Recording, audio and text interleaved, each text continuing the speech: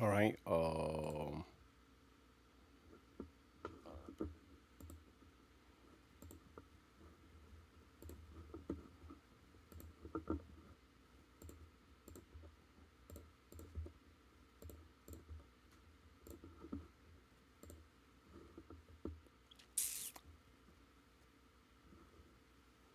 right. Are we live? Mic check. Mic check.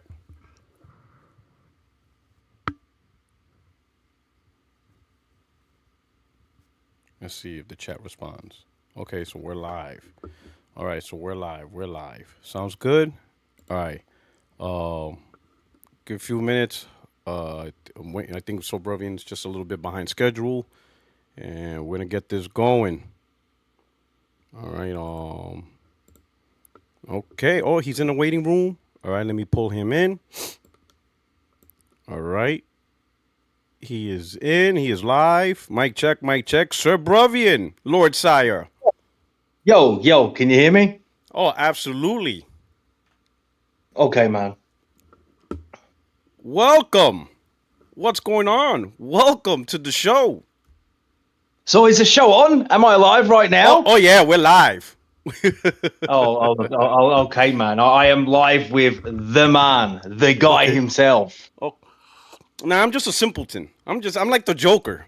I have no plans. You, you know. you're really you know? rocking it, man, with that if resistance poster in the background. You're really, standing on task, aren't you?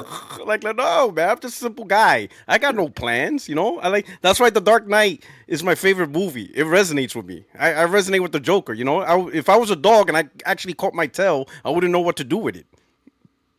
Yeah, that stacks up. That makes sense.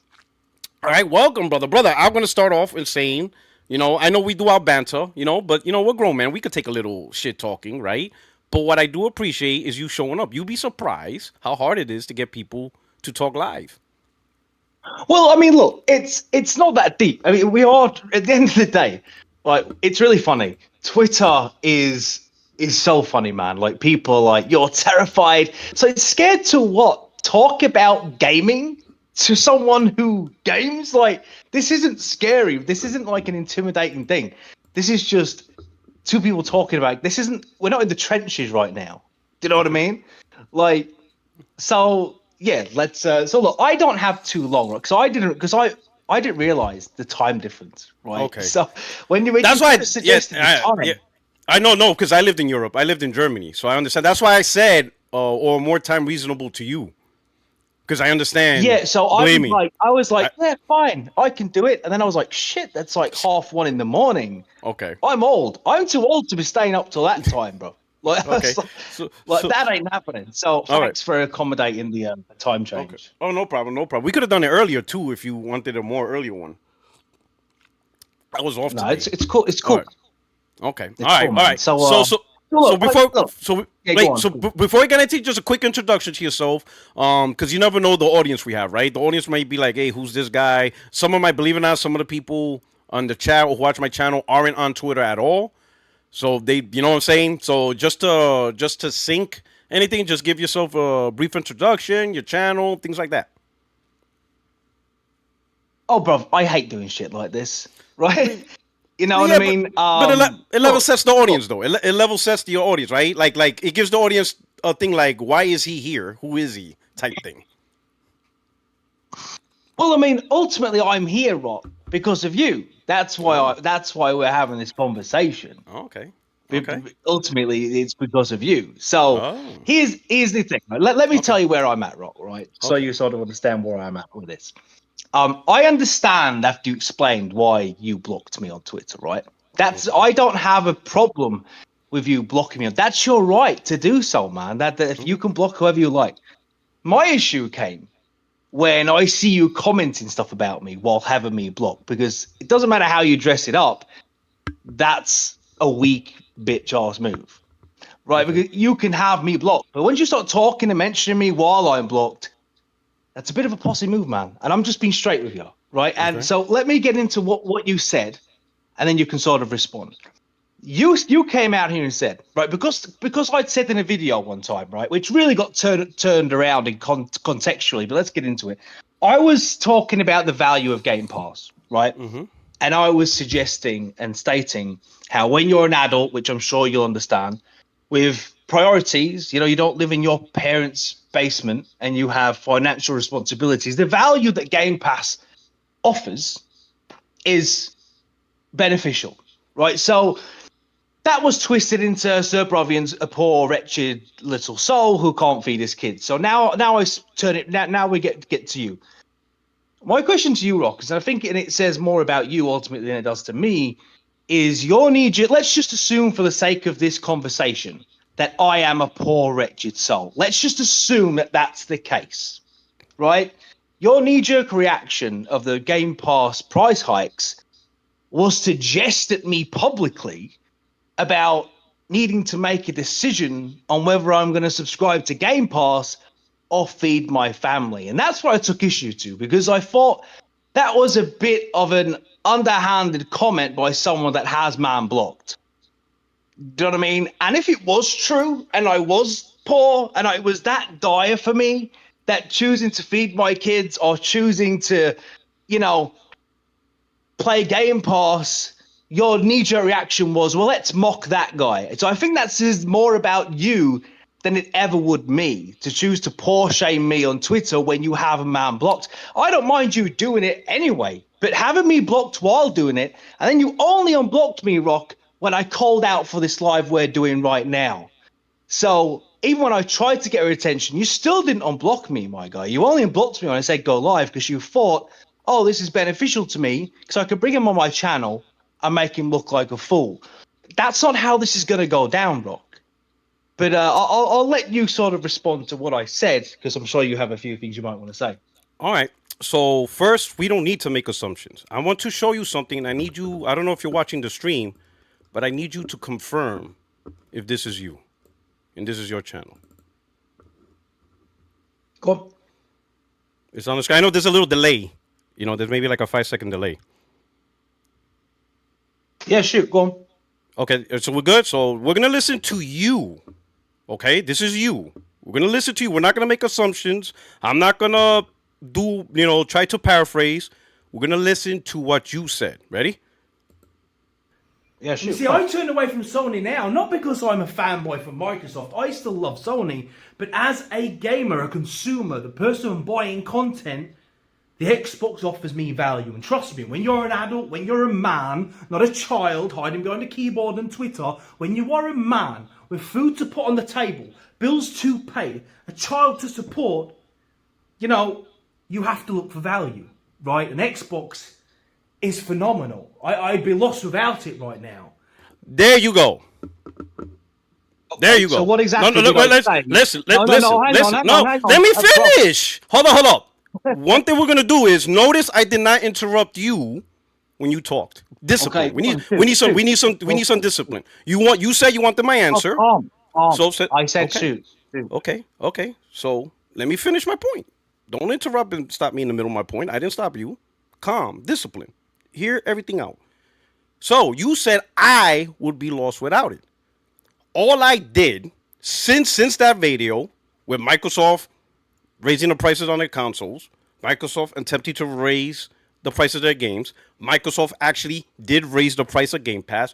All I commented, based on you saying you'll be lost without it, I just wondered if that issue, if you put it on your table as a man, paying bills, all that stuff, if this is a problem. Wait, that's all I did. All I did was comment. Listen. All I did was wait. So this was concern.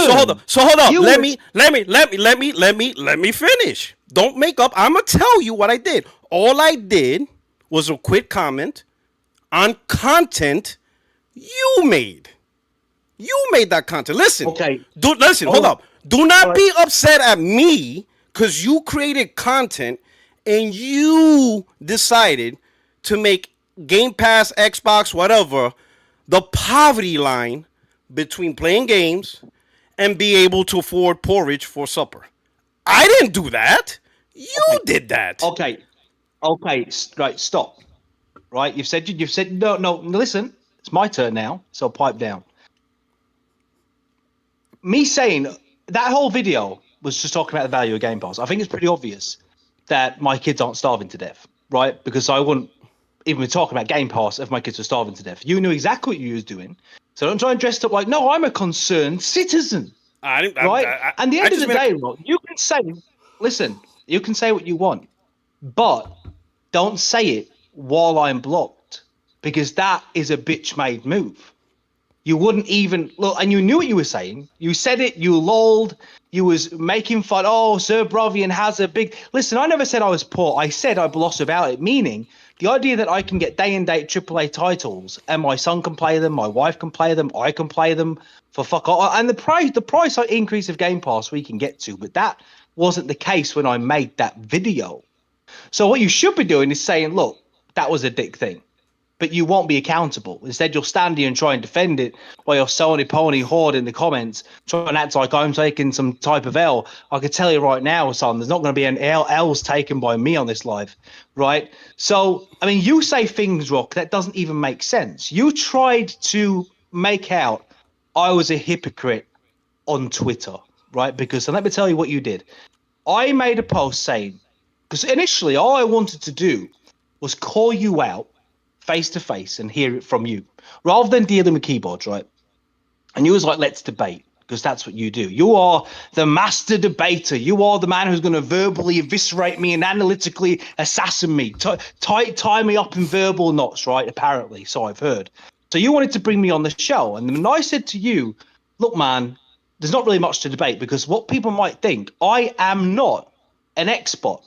I've been on PlayStation my whole life. And unlike people like you and Reforge and everyone else, I could main the PS6 next generation and not give it a second thought if I felt the PS6 was the right move for me, right? I call out Microsoft on their shit. I call out PlayStation on their shit. But when I said that to you on Twitter, you then, which was a really noob move, and really exposed you for not being as clever as you think, you then showed me talking about Xbox being better than PlayStation, because I had suggested that a console war debate is pointless.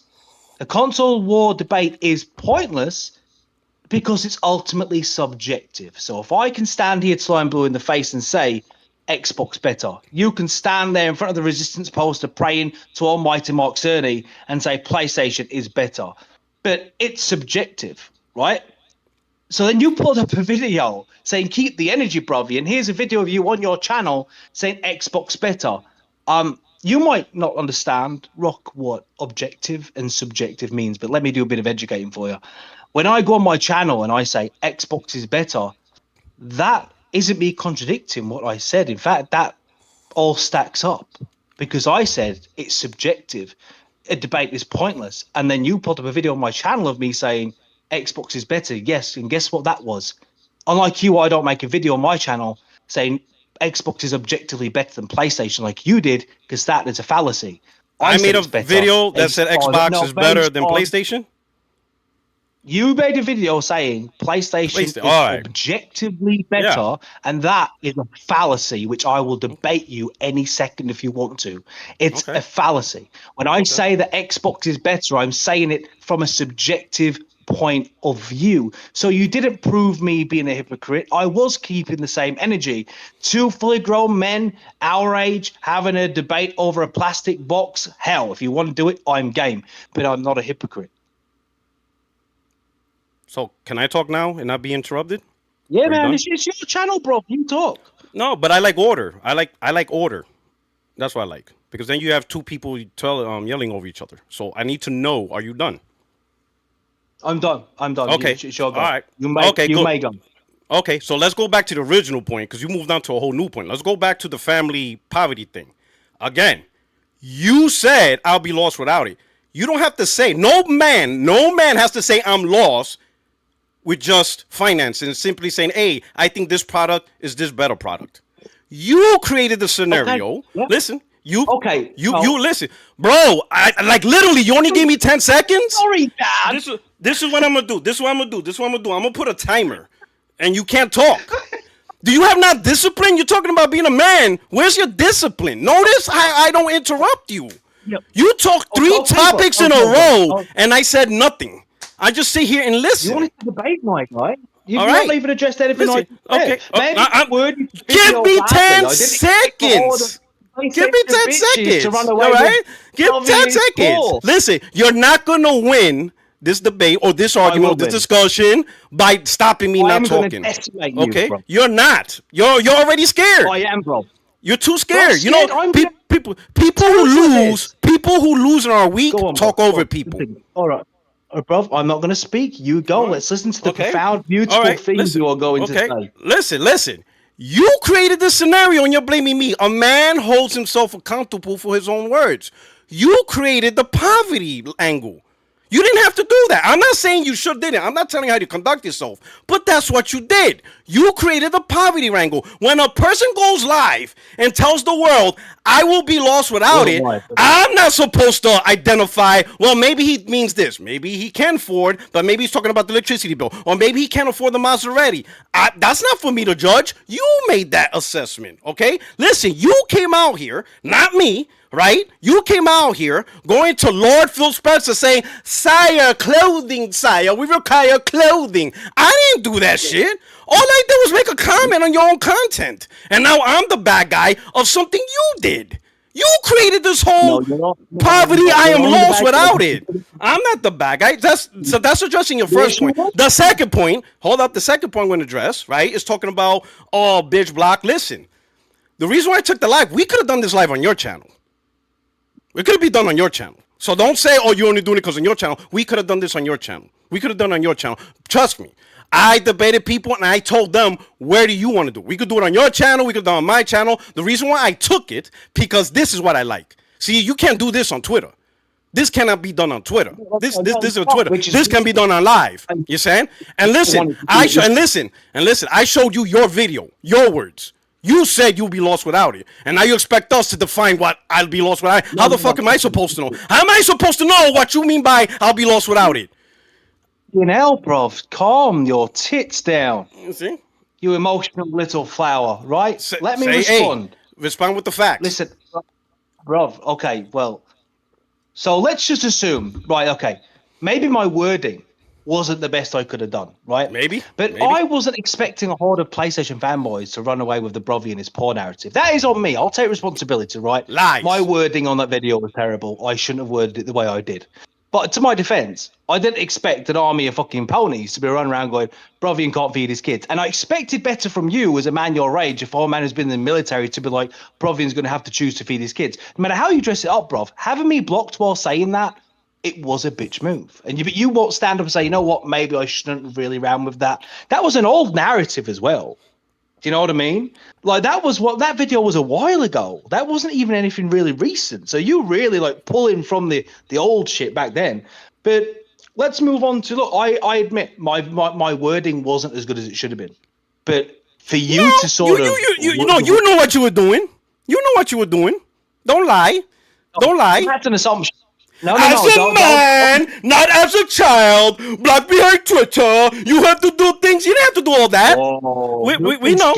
I'll tell you what, bro, we haven't even got into the meat of it yet, and you're already having a fucking... No. that time of the month? Well, no, I'm Puerto Rican. I'm Puerto Rican. You figured out... Listen, I'm Puerto Rican. And you're not going to be able to pull... Listen, are you going to... Hold on. Are you going to try to use ad hominem to win this? Is that your angle?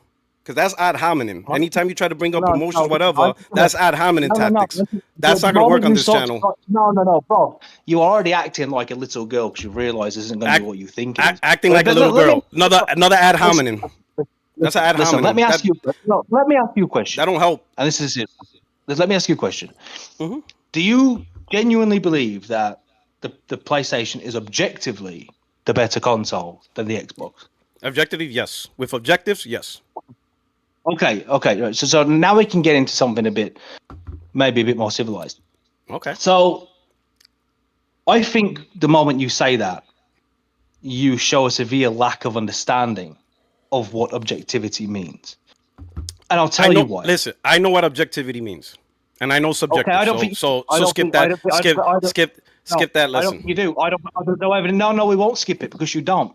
So let me try and explain where I'm coming from, right? I'll try and make this quick, Sue. Do you want me to just put up Google and we could look up the word objective No, and bro, subjective? no, hang Can on, we do that? bro. This isn't a debate.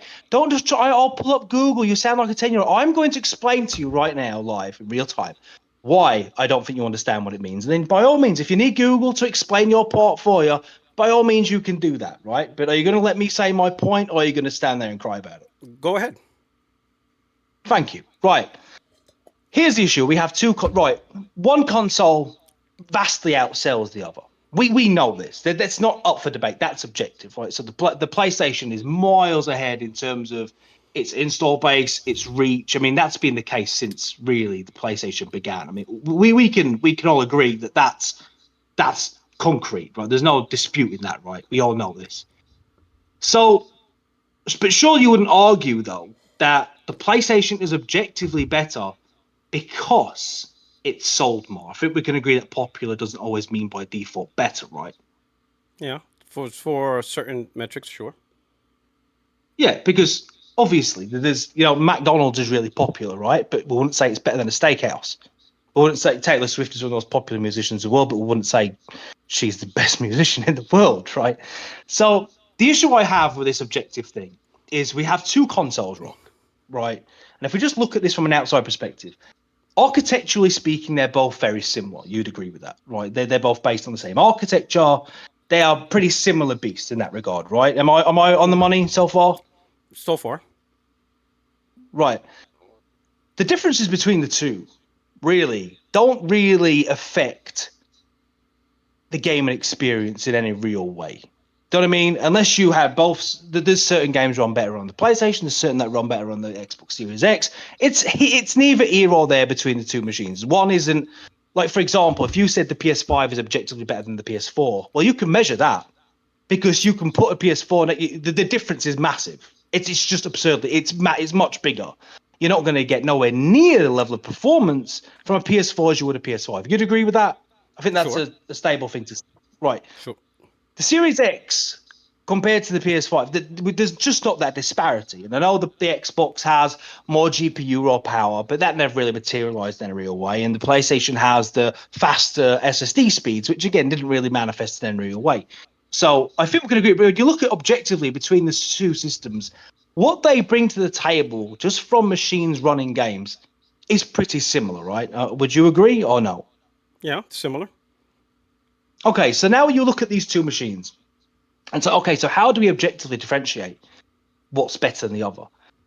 Well, the thing is with objectivity, it doesn't really care what you think. It doesn't care about your feelings, doesn't care about your opinions. Objectives are stuff that we can see, right?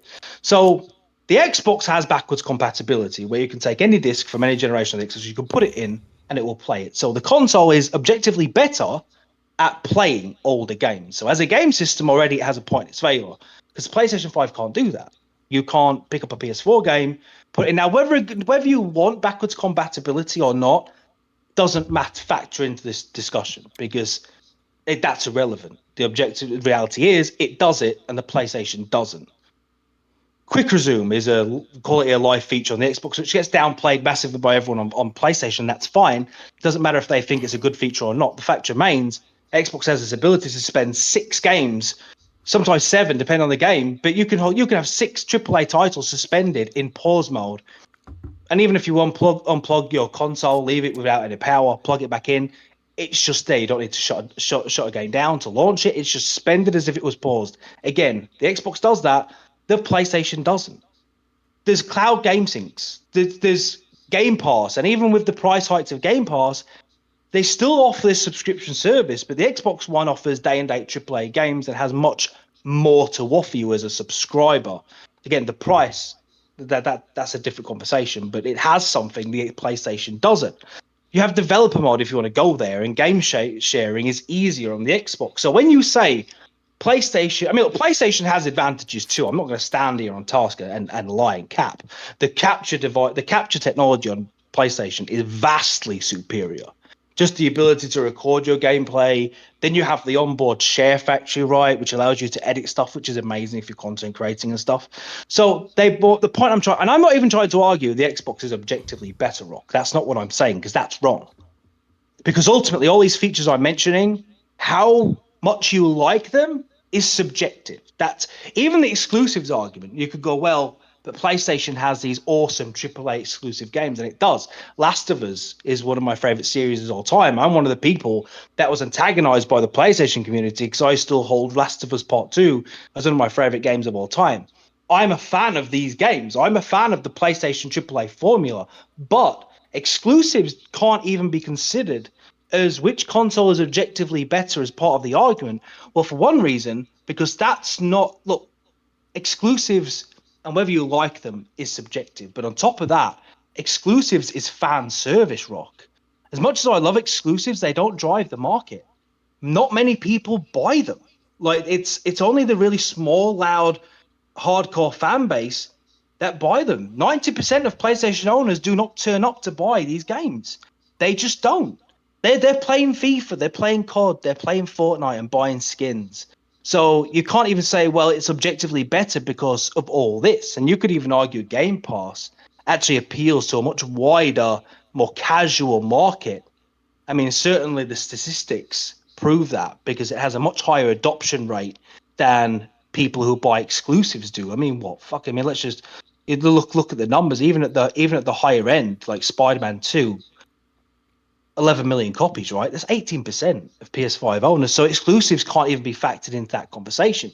So the reason I told you about objectivity and subjectivity is it seems to me like you are saying you like the PS5 more, which you have every right to. But to say it's objectively better is just trying to dress up your opinion as science when it's not. Do you have an Xbox? Not the new one. After the Xbox One, I said I'm not buying Xbox again. Okay, so the thing is, Rob, here's the thing: is I sort of relate to you because I've been you. I was. Whoa! Don't do that! Don't do that! Stop! Don't do that! Cut that convo out because I was an OG Xbox guy. I had the original Xbox. You learned Xbox a year ago. I've been there since 2001. So skip that. Skip that convo. No. It's the same thing. I've been preaching PlayStation. No, don't tell me to skip it. I won't skip it. We're having this conversation. But don't say you are compared to me.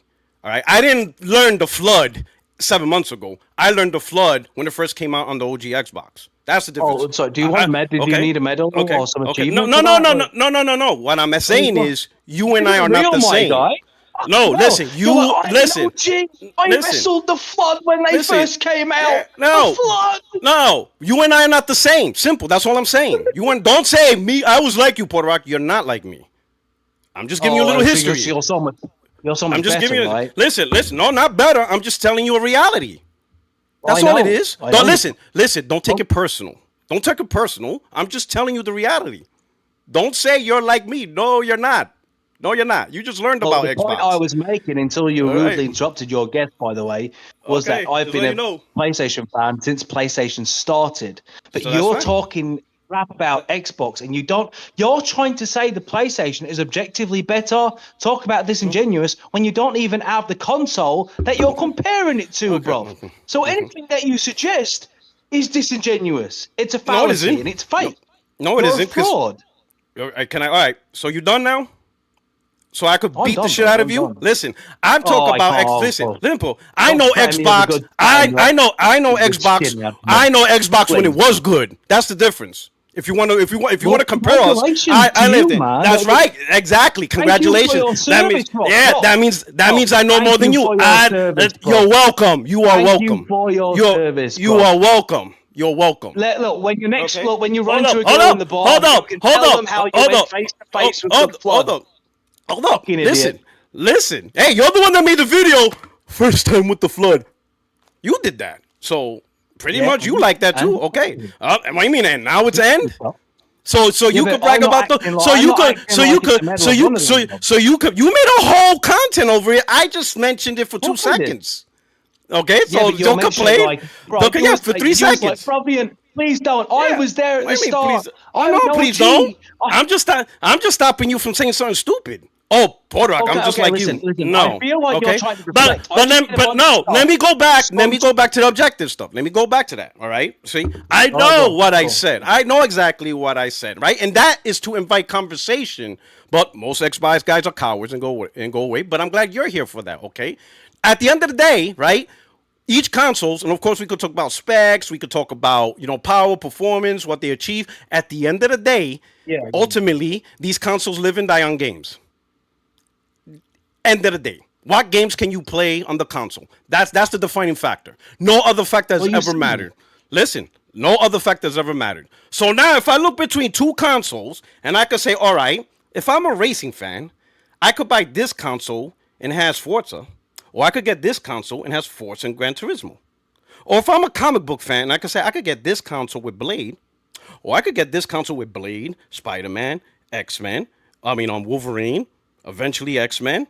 When you start looking, when you have a console and every time you're on the internet or you're looking at media, looking at news, and you realize, oh yeah, this game got skipped for this console, or this game we're not making it, or this game's going to be delayed. It's always something. And you always have to ask, oh, this is bullshit. Why is this not coming to this? Or why I got to wait? Or why isn't this day and date? Oh my God, the industry sucks, whatever. Meanwhile, with the other console, people are just like, cool. Getting support from third party, getting support from this, getting support of that. When you look at it just from the argument of just games, just simply games, the console with the most games, the best support, is the one that's objectively better. In order to argue that, now you have to argue. Now you have to argue. Well, I don't like games, or I only like these specific games, or stuff like that. Xbox doesn't have games. Is that what you're saying? No, that's not what I'm saying. That's not what I said at all. If that's what I'm just saying, the console with the best support, the most games. That's the console that's the best, objectively. Because at the heart of it all, the console has one purpose: to provide games. That's not. So that's the main purpose. Okay, then. I get that, but objectively, not objectively, which console has the best? Objectively, I'm asking you, since you know what it means, I'm gonna ask you a question. Since you know what it means, objectively, which console has the best support in gaming? Objectively. Answer that. Support in what way? Supporting games. So no, in games. Overall games. Third party, second party, across the board. Which console objectively is the one that's getting the best support across the board? What do you mean by support? In what way? That's a very vague term, bro. In what way? How does it gets games. Developers have no issue putting games on this platform. Which is the platform that gets the most support? It's a simple question, bro. You know the definition of objectivity and subjectivity. But hold up, you're telling me. That's why I said the best. I know both get it, right? I know both get it, but one of them is the best. One of them gets the best. That's why I said the term best. Which one? Explain to me how. Which one is best? No, listen, Rob, you explain to me how PlayStation gets better, then we'll take it from there. Wait, we'll start. Go on, PlayStation. Okay. You don't see PlayStation, right? We're constant from developers saying, yeah, we're going to have to hold the PlayStation version off. We're going to, because it's not that important. You see that with Xbox. You see PlayStation Publishing, they do a better job of getting, second party support for their own console. Okay, I'm not even going to talk about the first party publisher because that's natural to the console. But again, listen. Answer the question. Like, hold on. You cannot tell me that you're going to hold on. You're not going to teach. There's no way you're going to teach me about objectivity and subjectivity, but you don't understand the definition of support. That makes no sense. You know what support means. Answer the question. Which console has the best support this gen? It's not hard. We see it. Okay, listen. We see it all the time. It's in our face. We see it all the time. Bro. Okay, let's just assume for the sake of this discussion that PlayStation has better support across the board, right? Assume? Which I don't think it does. But let's just assume for the sake of this argument it does, right? Let's give it let's give it that concession. Let's just say PlayStation has better support. It really does. The difference is so minor though, because all the AAA games come out for both. No, listen, don't roll your fucking eyes. I'm gonna roll my fucking eyes because it's fucking ridiculous. Now Rob, you're capping. You're not listening to what I'm saying. You are not. I'm not capping. Every single third-party AAA game, does it not come out on both systems? Oh wait, does it come out on both systems or no? So if Assassin's Creed comes out, does it come out on both systems or no? For that specific game? No, right. So no, every AAA. So what games are coming out which are only coming out and supported on the PlayStation, which are not coming out and supported on the Xbox. So let's get into your argument. Let's really get to the bones of it. What is supported on the that isn't supported on the because you can't just say a vague term like that. Give me an example. No, I would give you past examples, right? Like look at the take for example. Look at for example Baldur's Gate. That was a huge deal for the Xbox community, right? That was a huge deal for the Xbox community because it was delayed. It didn't get the support, right? And what happened? Right? Baldur's Gate came out on listen, yeah, but look at the situation. Baldur's Gate came out on PC, PlayStation, fine. It was like, oh, Xbox, we're working on it. We're working the issues. Black Myth Wukong, same thing. We're working out issues and stuff like that. All right, that's just some of the examples. But it still came out. PlayStation's second party support, right? They actually still want their console to have titles and stuff like that. That's why you see games like Stellar Blade. Yeah, you don't see Microsoft. You don't see Microsoft make it. At best, what Microsoft does do is put it day one on Game Pass. All right. So let's give PlayStation that. Let's give it that much earned point, right? Let's say PlayStation has. It's easier to get the game out for, right? Let's just say it's easier to get. So some because of the Series S, right? Let's just argue. Let's go the Series S route, right? Because it's the lowest entry point hardware wise. It's easier to get the games out on the PlayStation. We're agreeing with that, right? Mm-hmm. That still doesn't make the console an objectively better system, though. How does it not? It doesn't. Of course it doesn't. Listen, I just explained to you a million reasons. No. You didn't. No, listen. I understand your explanation. One thing, then say it's objectively better because games come out first. That doesn't make sense. It does absolutely make sense. Like games come out first. It doesn't. Listen. If I have a product and I have to worry about when games come out. Or if it comes out of law, it cannot objectively be a better product than the product that doesn't have that problem. But I'm not saying that's subjective. That's subjective. That's subjective. Right. That's subjective. Listen. Okay, listen to what I'm about to say. But some people might not even want to play those games, bruv.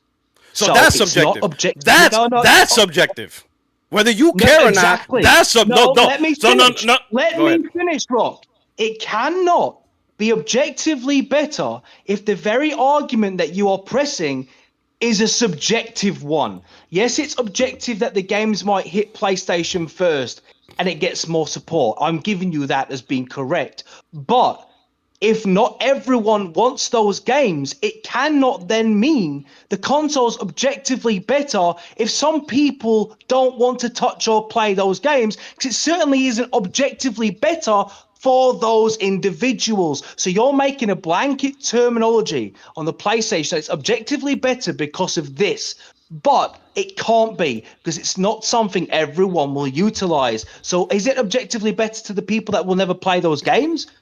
No, it can't be. So if it can't be objectively better for everyone, then it's not objectively better for anyone. It can only ever be subjectively better, Rock. I'm not saying the Xbox is objectively the greatest console in the world. Let me make something clear right now. Microsoft could say Xbox is dead and there will be no more consoles, and I wouldn't be able to find a single fuck to give, right? And if PlayStation said there'd be no PlayStation, I wouldn't care. Why? Because the Xbox has a logo on it by a business that doesn't know I exist. Same with PlayStation. I grew up with PlayStation, but I've got no emotional ties to it. There'll always be a place in gaming for me, for you, for anyone. It doesn't matter what the company it represents. That's the difference between you and I. I don't care if there's not an... I could be maining PlayStation next... Look, I've lost Xbox subscribers, right? Because they've realized that he will talk good about PlayStation stuff.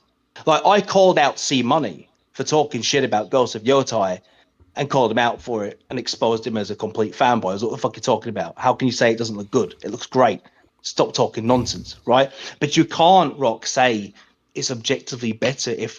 You can say it's an objective thing. Like, remember when I said how backwards compatibility is objective, right? And I was like, it's there, whether you want it or not, it's there. I can make that argument, but what if people don't want to use backwards compatibility, though? So I can't even use that as saying, well, it's better because of this. Some people don't care about backwards compatibility. Some people don't. Some people might use quick resume, some people won't. Game Pass, some people might be like, I'll just buy the games. I'm not that bothered about paying. And they'd be valid in saying that. So you can't use any of these things to say it's objectively better. It can only be better for you, Rock. That's the point I'm trying to make when I say this. And you're ready? You're wrong. And I'm going to explain why. All you did was you're accepting substandard metrics. If a product is supposed to do something and you learn the product, only 5 seconds, really, bro. You can't even hold 5 seconds.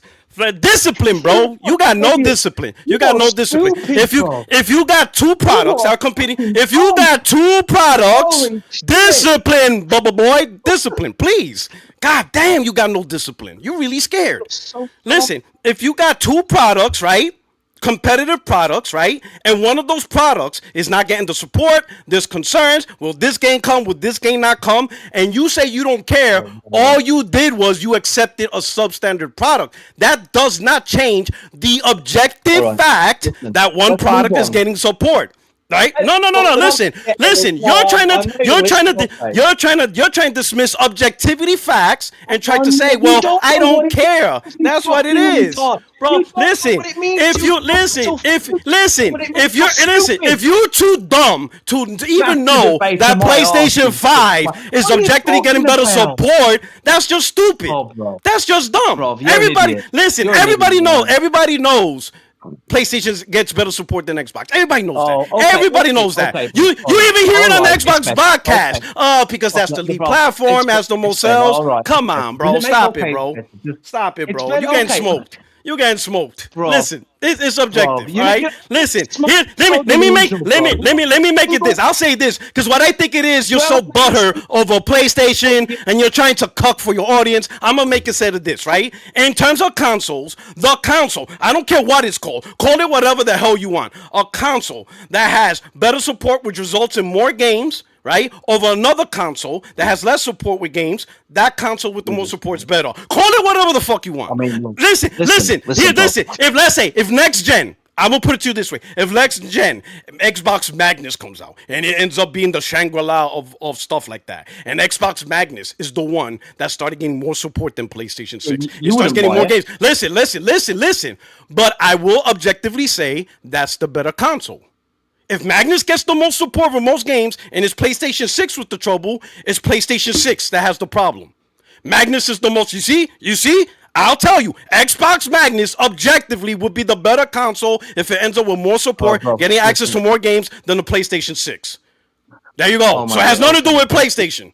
It goes both ways. Listen, when a product has to do something, you know what I'm saying? It is what it is. You got to do what you got to do. I don't understand why you want to accept lower standards. There's no point talking about the subject because we're just going round in circles. So we're not going to agree on this topic.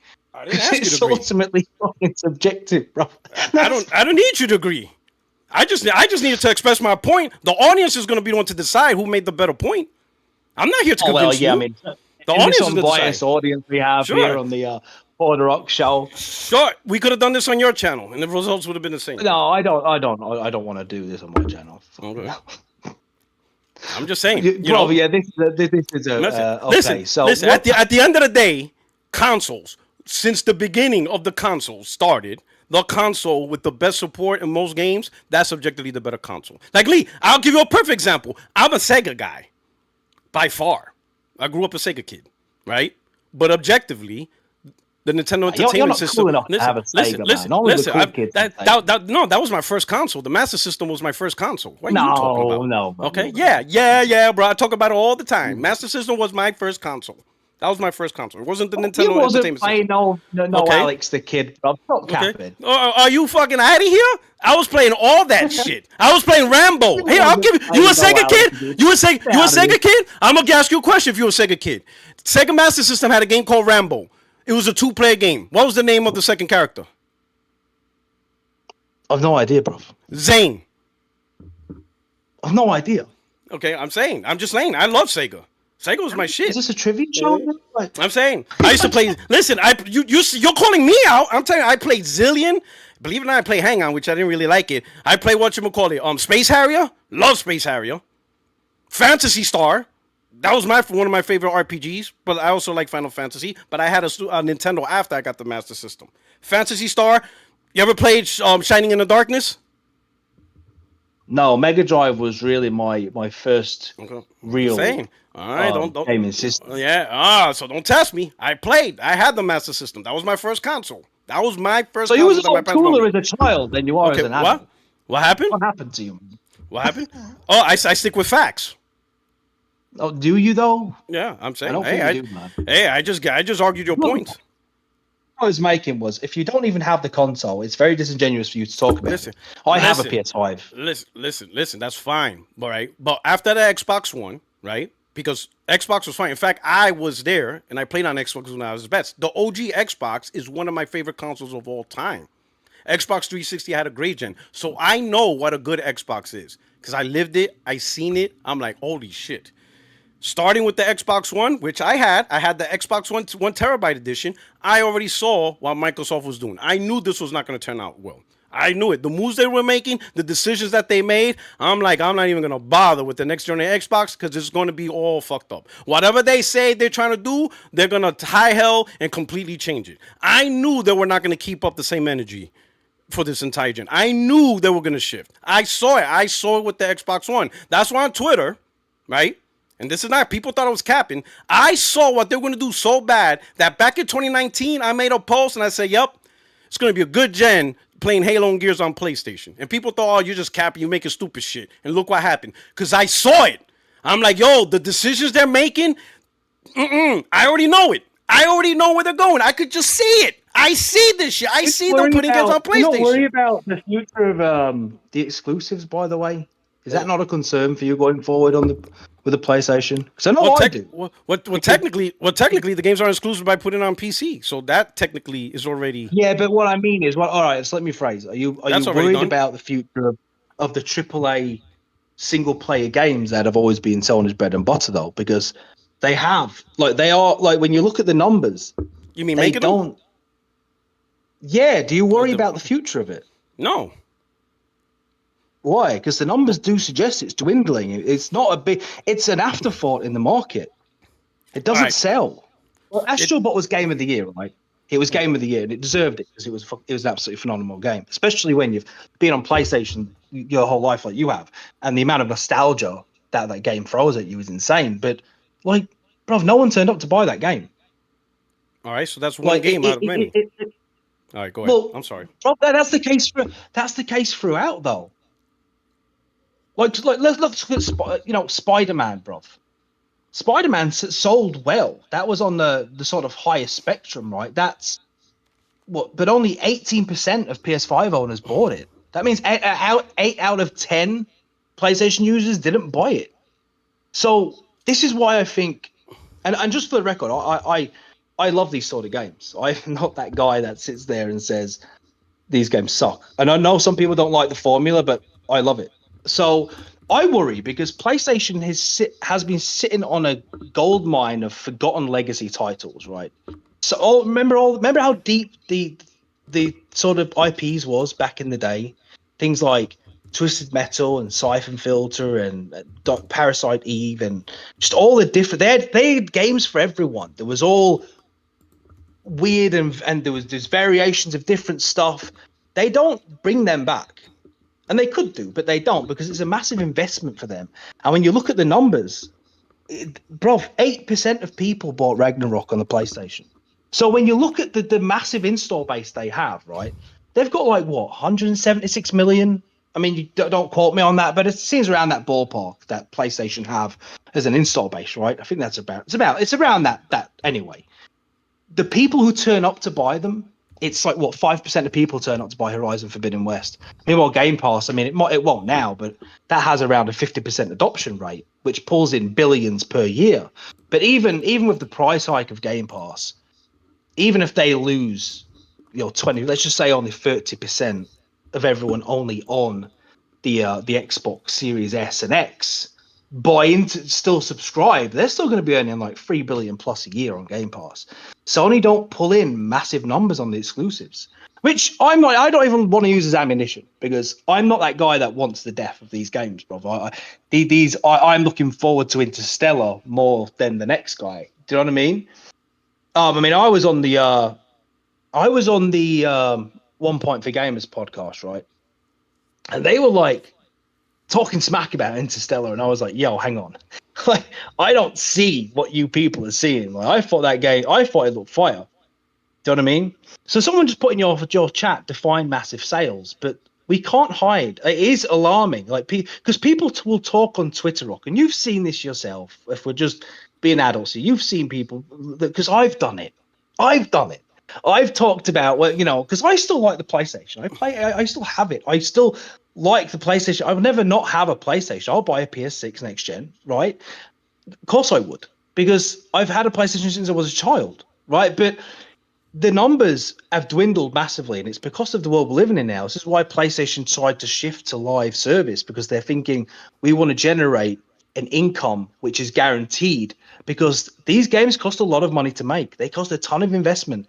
And then when you consider that at the highest end of the spectrum, you have Spider-Man, which maybe 18% of people turn up to buy. That's the high end. Like, you got like 5% of people who bought Ghost of Tsushima. Doesn't matter how much critical praise it gets. People don't turn up to buy, and obviously they earn profit, Rock. I'm not suggesting that they're losing money. They're not losing money, but I think the trend will continue of games like Fortnite, stuff like that. Just the super casual gamer who isn't you, who isn't anyone who's gonna go out and pay 70 for Ghost of Your Time, right? Those people are a dying breed. And I worry that going forward, these games are going to cease to exist. And it's going to be, what game can we milk the most out of the consumer for? Because this generation, we've not seen this generation's been quite bad across the board. But PlayStation exclusives have massively undelivered for me personally. Like, it's been a massive disappointment. PS4 was fire. We had that period in PS4 where it was like, wow, like Last of Us 2, which everyone hated. I don't understand why, but it was. So how can you not worry about it because what if if these percentages drop, Rock? If we start getting games having less than 1% of turnover, they're going to stop making them. That's just business. That worries me as a gamer, which is why I always find it funny that I get labelled as some export, because people obviously don't watch the channel, because I talk about both. I mean, I've publicly said many times that most of my favourite games are PS games. They are. If I reeled off on my favourite games now, most of them would be PlayStation titles. I've never pretended that. I mean, I've only been playing on Xbox since January. Do you know what I mean? I can't be an Xbox champion. Do you know what I mean? I've been there since January. Do you know what I mean? And you're right, it doesn't have exclusives. There's nothing on Xbox you can't get on PlayStation. That's just a fact, right? I mean, eventually everything will move across. Xbox have made that pretty clear. Everything will go eventually, right? But what if PlayStation follows that trend? What happens then, Rob? What happens if PlayStation go, you know what, man, it's because of these low percentages. These 1%, 9%, 5%, they go, you know what? Let's look at take God of War 2018, right? How much money do you think Sony earn on that right now? Probably nothing, right? It just sits there. They're not really earning money on that right now, right? But what if they launched it on Xbox? That's just a license to print money. Even if, I mean, it sold like 13%, 23 million it sold on the PS5, right? Well, on the PS4 and collectively, 2018 sold 23 million. So even if they launched it on Xbox and it only sold 2 million, it's just profit. So what if they start doing that, which I think they will? How do you feel about that happening? So I'm going to go back to your 8%, because you crossed like 5 topics. So I'm going to go back to your percentage and sales topic, because that was the original point you made. And now you moved on to this. Okay. Yeah. So you're going by the percentage metrics.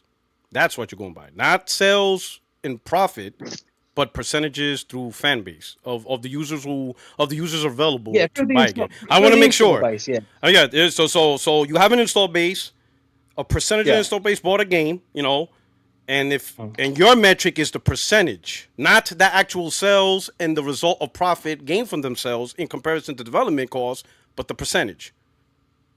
That's what I'm going with. I think that's more telling. Okay, that's more telling. Okay. So I guess you're saying Cyberpunk 2077 failed, even though it sold 30 million. Because I never said it failed. I didn't say failed. Okay, listen. based on percentage, it only sold 7% to the available user base that can buy that game. 7%. So is CD Projekt Red in trouble? Are they going to stop making No, single-player but games? you're not understanding the point. No, listen. It's Listen. gone right over your head like everything else I said. No. I'm using It has. your standard. Listen, I'm applying your No, standard. it's not. Listen. I'm applying your standard Not to someone exclusive. else. No. Okay, I'm applying your it's standard. not exclusive. Listen, I'm just applying your standard to someone else. 7%. 7%. CD Projekt Red, their game sold. 7% to the available user base.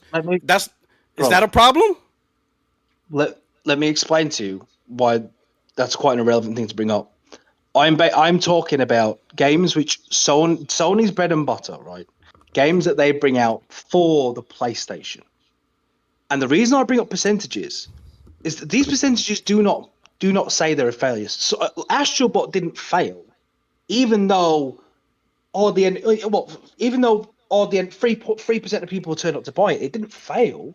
It earned money. It earned profit. It was good business, Rock. Right? So I'm not saying it failed. What I'm saying, though, is when you have all these millions of people, 170 plus million people have that console, these people are on Twitter. These people are you talking about them, but they're not buying them. So if these percentages keep on declining, bruv, at what point does Sony just go, you know what, you can stand there, sit there, and you can laugh like a bumbling idiot, but the percentages are telling when you get 2% of people turning up to buy your game. Cyberpunk is a game that comes out on everything, right? So it's not up for discussion. We're talking about where's Sony's... Bruh. Where's their motivation? Or the point I'm bringing to you is out of concern because I enjoy these games. So don't treat me like I'm some idiot Xbox fan, right? What if these percentages all drop immensely over the next 10 years? You're not going to see these games happening anymore. Brother, man, the point I'm trying to express to you is you should focus on sales and profit, not the percentages. Also, just sales ignore the percentages. Because you listen. If the percentages, if you sell at a certain percentage, but if it results in profit, listen. If brother, man, if you got whatever the percentage number is, if the game is profitable, they're gonna keep making it because the game is profitable. That's all. That's the metric. Profit. How much? Listen. I will be concerned. I'll be concerned when I'll be concerned when the games don't make profit, right? And Sony says, "Hey, these games aren't profitable." Why do you think? So what happens? No, what I asked you initially was, how will you react if they start putting games? Because it's not out of the realm of possibility to think, you know what, Uncharted 4 is not really earning any money right now. Let's just dump it on the Xbox and see what happens. Are you saying that's out of the... Well, how would you react to that? I'll be like, hey... I mean, it shouldn't bother you, really. No. At the end of the day, let's say if next gen, that scenario created, where everything is on everything, which is everywhere. There's no exclusives at all. Yeah. Pretty much everybody's third party. Then at that point, since everybody's getting the same exact thing, right, in terms of games, then my decision will be based on, okay, so then which hardware is the better hardware, since games is no longer a separation factor. That's it. So you would really be open-minded to... So let me get this right. So if next generation kit, because I do believe in that situation, let's assume that there was no more exclusives. I do think only one console survives that gen. Would you agree with that? I think that's the case. I think if there's no exclusives and there's no sort of deciding factor between the two devices in terms of, well, you can't get this on this and you can only get that on that, I think only one console can really survive in that ecosystem. Wait, can you phrase that just to make sure?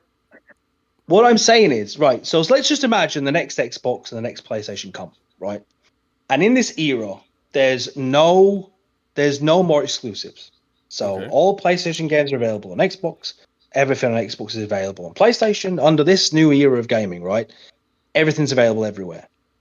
I think under that situation, only one console can survive that generation. Nintendo. Because ultimately the better console. Well, Nintendo's its own thing. It has its own market. Oh no, I thought that's what you meant. Oh, you're saying between PlayStation and Xbox. I'm saying between Xbox. Yeah. Okay. Yeah. Sorry, I should have made. Yeah, I think under that situation, then it becomes okay, which is objectively the better system? Because we're not in that conversation yet. But I think if that happens, it will only be them, which only one console I think survives that. So I think in a non-exclusive era, only one console comes out of that generation existing. That's my thoughts. You might not agree, but the question I want to ask you is: let's just say the next Xbox was better. Let's just say it was better, right? I don't know what could spin it, but let's just say, look, it's going to be running games at higher frames per second, and it's going to be like an objective thing. It's not going to be where some games run better on a PS5. They're all going to be better on the Xbox. Every game's going to be available on the Xbox. But would you honestly, hand on heart, get an Xbox and play that as your main system? If every game's on every platform, I will probably main PC. If it was just better, right? If it was If it was just better, I just answered the question. I would probably main PC at that point. If everything's on everything. Okay. If games is not if everything's day and date, of course games whatever. Now that for what your explanation is probably why I say Sony probably won't do that. Because what do you think Sony's number one business is? PlayStation, not Sony, but PlayStation. What do you think PlayStation is? Yeah. What do you think? I agree. I'm not disagreeing with that. But what's their business? Well, let's go back to the first party because I haven't even finished to answer that. I don't have a worry because I think you're using the wrong metric. I don't think your metric is as accurate as you think. Like you brought up Astrobot, right? It sold 2 million. It was profitable, but you're right. It only sold 2 million because of the type of game it is. But notice Gran Turismo 7 sold 14 million. And then it's popping. Spider-Man 2 sold 11 million in the first 3 months, and it did not stop selling. It kept selling. No, it did. Look, the numbers are good. The way I bring up the percentages because when you look at everyone that has access to the game, not everyone. So, well, the point I'm making is exclusives aren't driving the market. Most people are not having this conversation. Most people aren't talking about the exclusives and what big AAA exclusives are coming out. Most people aren't out there playing Ghost of Yotei. They're on Fortnite. So the gaming is sort of becoming hijacked by, and the reason, look, these numbers, you would agree these numbers would have been much higher back in the PS3 era, right? The PS2 era. Remember like the games we got back in the two, remember Bouncer? Remember that? The PS2 game? Did you ever play that? What game? Bouncer on the PS2. You must have played Bouncer. Bouncer. No, I didn't play Bouncer, but I know of it. All right. Well, the point. Remember games like Silent Hill 2 and Soul Reaver and Devil May Cry, the original Devil May Cry. Okay. Back then, I would argue most console gamers went after those games, right? When Metal Gear Solid 2 came out, everyone. I would argue the percentages must have been higher back then because there was no such thing as this live service thing we have now, where everyone's just entranced by live service and skins and this sort of and Call of Duty, and that's the market. Now, most people buy the PlayStation because, like me, it's like your default thing. Can I mention something about Bouncer? Yeah. So I'm reading here the video game The Bouncer for the PlayStation 2 was a commercial failure, selling 219,858 units. Okay, so that's Bouncer. Wild. That game was great. So yeah, Bouncer. Yeah, that's not a good example. Let's do it. What about all right? So what about Devil May Cry? How did that do?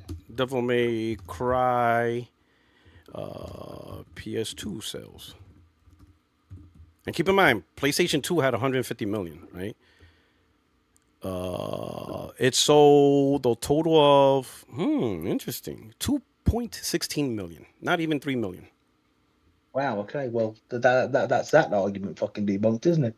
You want to do Metal Gear Solid? Metal Gear Solid 2? Let's do Metal Gear Solid. Yeah, do Metal Gear Solid 2. Yeah, that was a big one. Everybody knows that one. Metal Gear Solid 2 PS2 sales. Metal Gear Solid 2 PS2 sales. Let's see. How did it do? PlayStation 2 Metal Gear Solid sold 7 million out of 150 million users. All right, yeah. So it's been sort of a pattern. God of War 3. God of War 3. That's got to be. And that's a Sony first party, right? That's a Sony first party. Let's look at God of War 3. That's got to be like 39 million.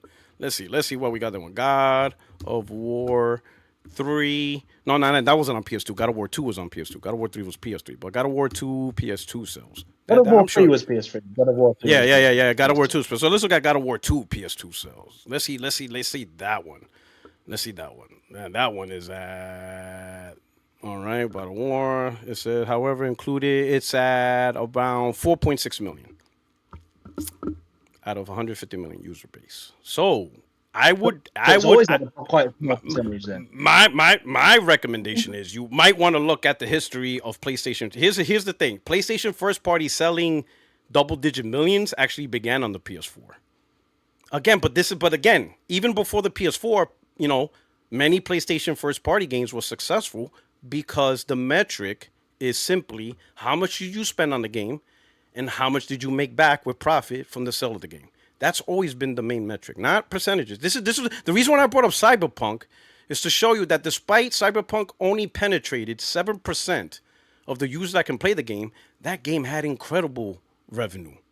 They made a shit ton of money. It's much harder now, though, because games are so much harder, more expensive to create. We're talking over 100 million at times to create a game. So the return on the more percentages is a lot lower than it would have been back then. Yeah, Do you know what I mean? But that's why they're raising up the prices to compensate, which that's a different argument. But you understand? So that's why when people come up with percentages, I'm like, the percent, when you say 8% of something, 9% of something, 10% of something, right? The percentage doesn't really mean much until you know the impact. Like, what is the impact at that percentage? Did the game fail?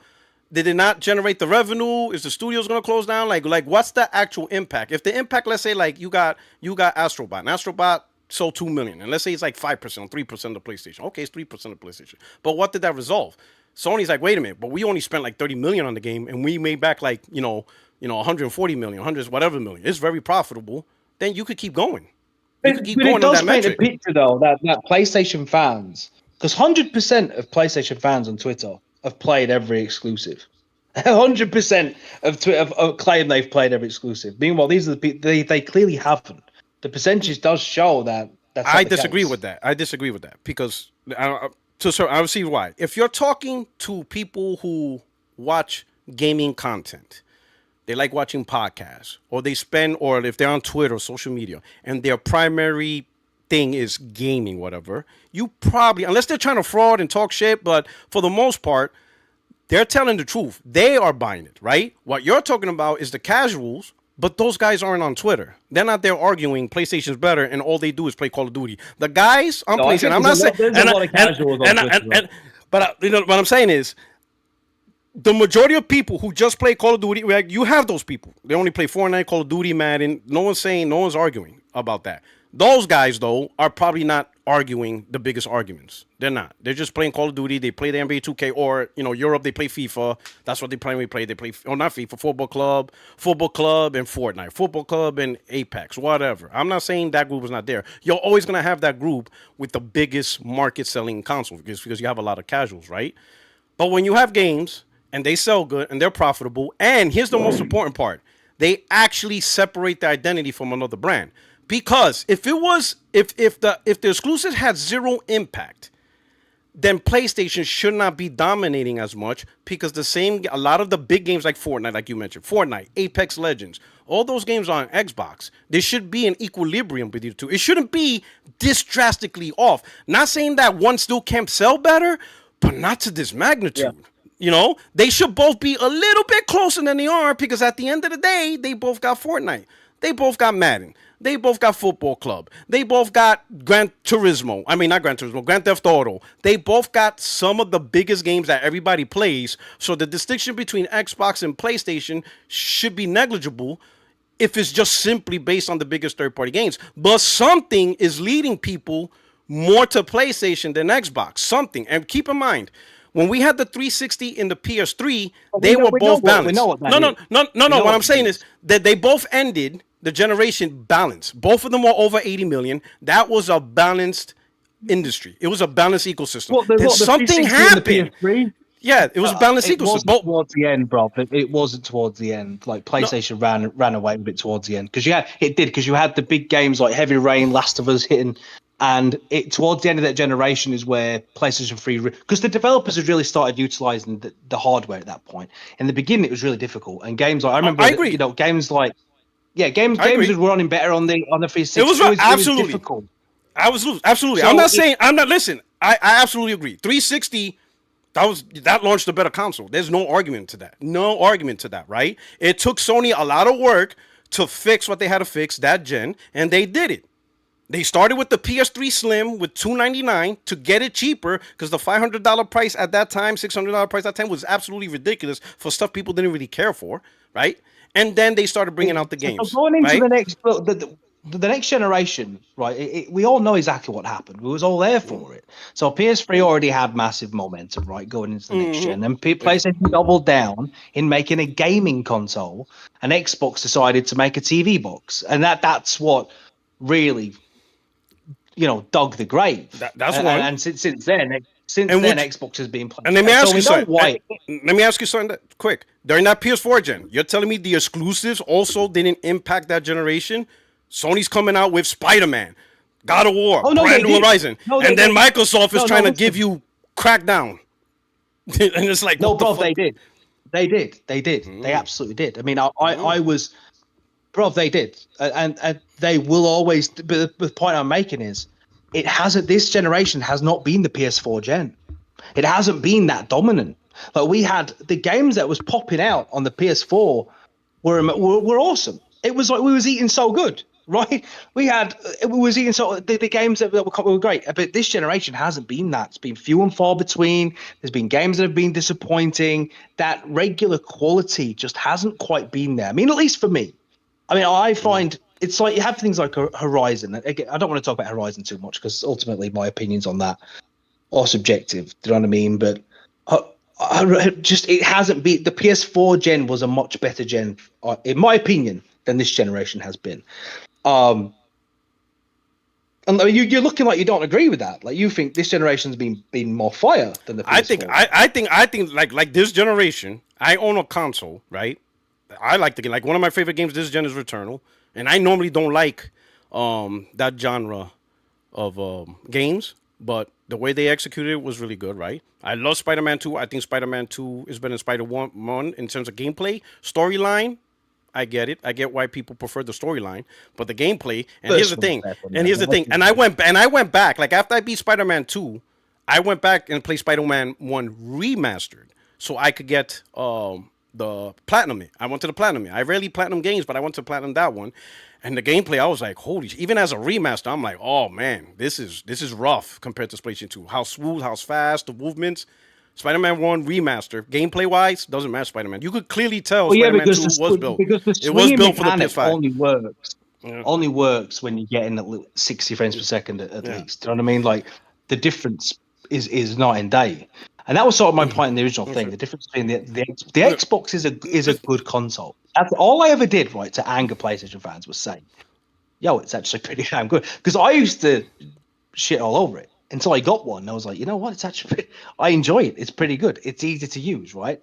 And because I've already played the exclusives, it's just, and do you know what I mean? The Xbox is a good system. I know it hurts people. Let me ask you a question. So I'm curious what you think of this. Hold on. Before you ask, before you ask the question, notice I didn't shit on you for any of your videos. In fact, that's when we talked about it, but that way the audience knows, that's the reason why I blocked you, not because of you, but as I told you, for whatever reason, as you started blowing up, you're talking about Xbox, and of course you did your little shit talking with PlayStation. Everybody's atting me on your content, and I'm like, leave the dude alone. It was they. Let him blow up. It was they who came at me, bro, not the other way around. No. I'm saying they're atting me. Like, they want me to mess up your flow. And I'm like, I'm not going to mess up your flow. This guy's growing. No, there's no, listen, I'm going to tell you why. A lot of the points you made was already made before by other Xbox guys, and I didn't want to readdress it. I'm like, let this guy enjoy the limelight. He's doing good. There's no reason for me to interfere with your content. So that's why I blocked you. So that way, anybody who tried to at me on your content, it wasn't appearing on my timeline. I just left you alone. You were doing good. You're doing great. Your channel blew up. I don't see why I need to interfere with that. So you saying you like Xbox and you saying the point, I don't have a problem with that.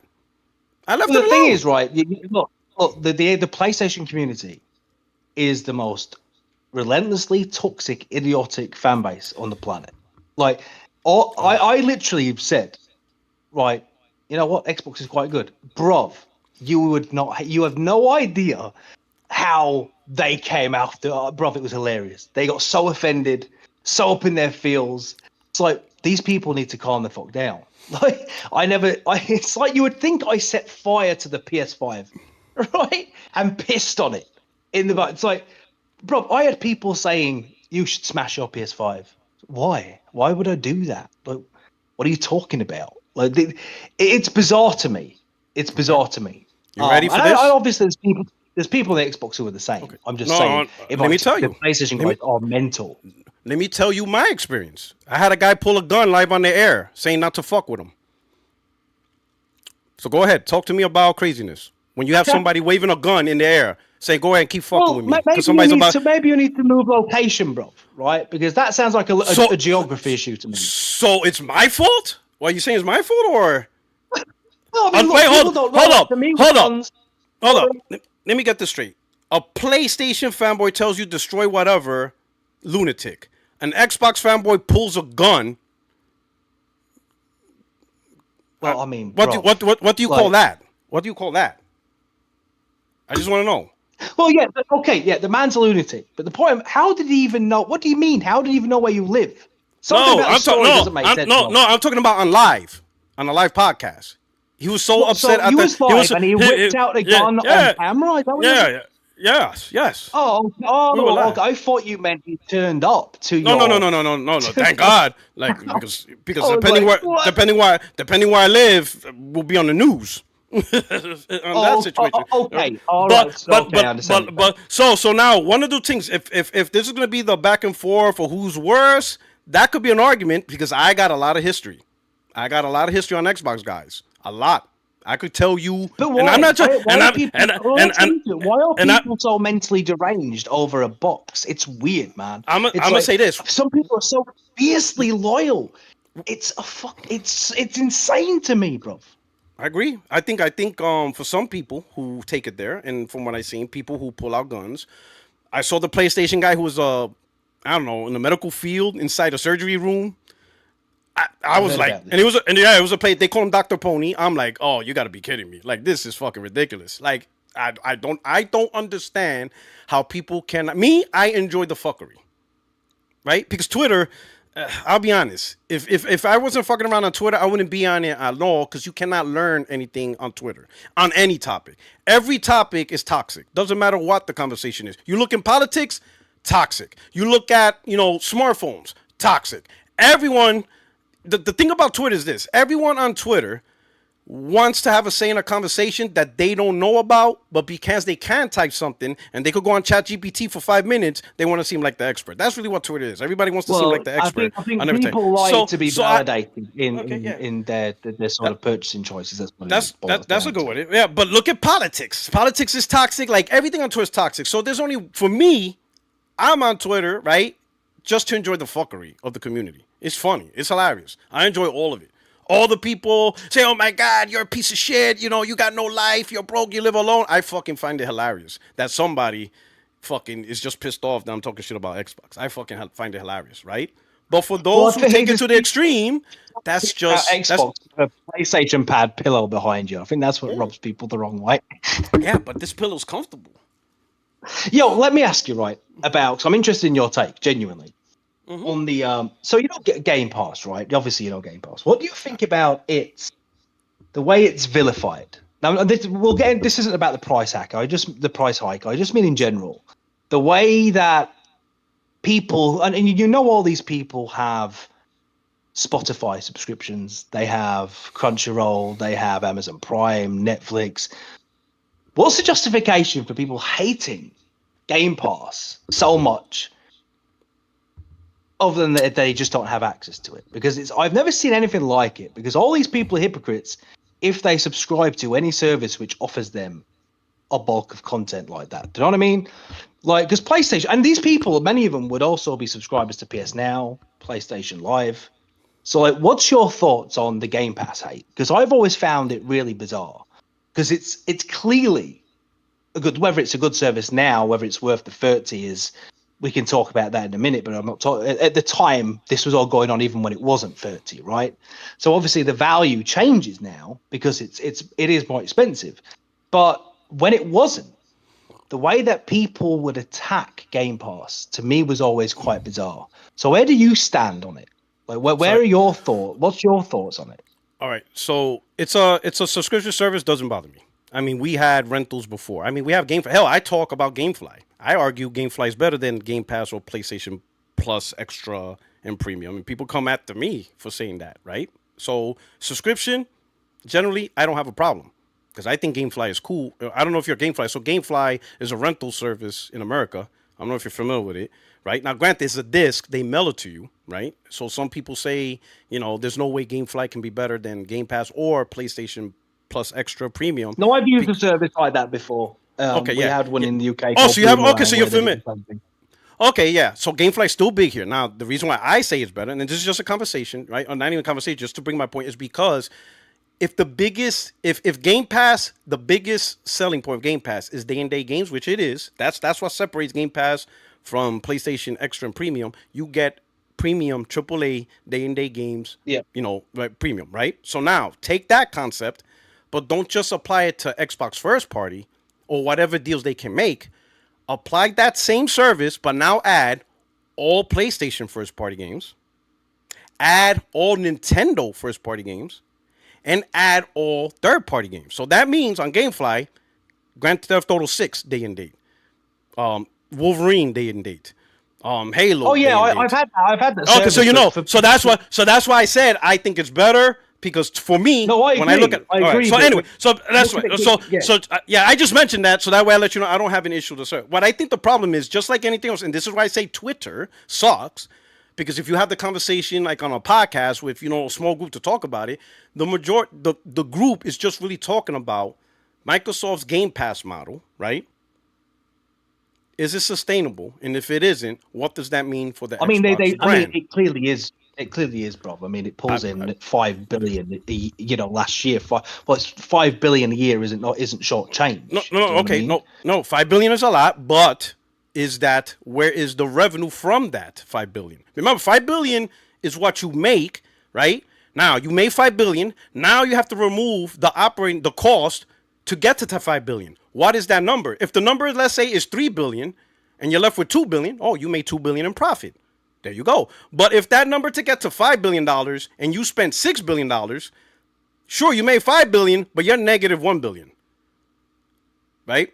We don't know. I don't know. That's literally from. I mean, look, just from Game Pass. Is Game Pass revenue. Well, I get not it. Not operating. That's Game Pass pulls in big revenue, and it's sustainable, reoccurring income. I get it. So people argue it's not sustainable, but it's shown that it is. I get it. But that's not something that we could, the consumer talking about. No, but let me talk about it. Because you asked me that, right? And the reason why people bring that up is because we've seen this before. Like you mentioned Netflix. You mentioned Amazon, Spotify. Every single subscription service go through years of not being profitable until they get to the point of profitability. That's just the nature of jumping into the business of subscription service. Gamers, legit gamers, not the ones on Twitter, right, where all the hecticness is going in, they were wondering what's going to happen to Microsoft if this ain't really profitable, if this ain't sustainable. Like, what changes? And we've seen that. Putting games across the board on PlayStation, that was a huge shift. Now, keep in mind, I don't know if you were around to hear this, but in 2022, when the whole ABK deal was going around, it was happening, people were wondering, is the future of ABK games going to be exclusive to Xbox, meaning no longer on PlayStation, whatever? And Phil was like, the legacy games that already have, a place on PlayStation, that will remain. But as far as future new games, he said they will only be on Game Pass supported platforms. That's how he explained it. He explained that as, so Fallout 76, that is staying.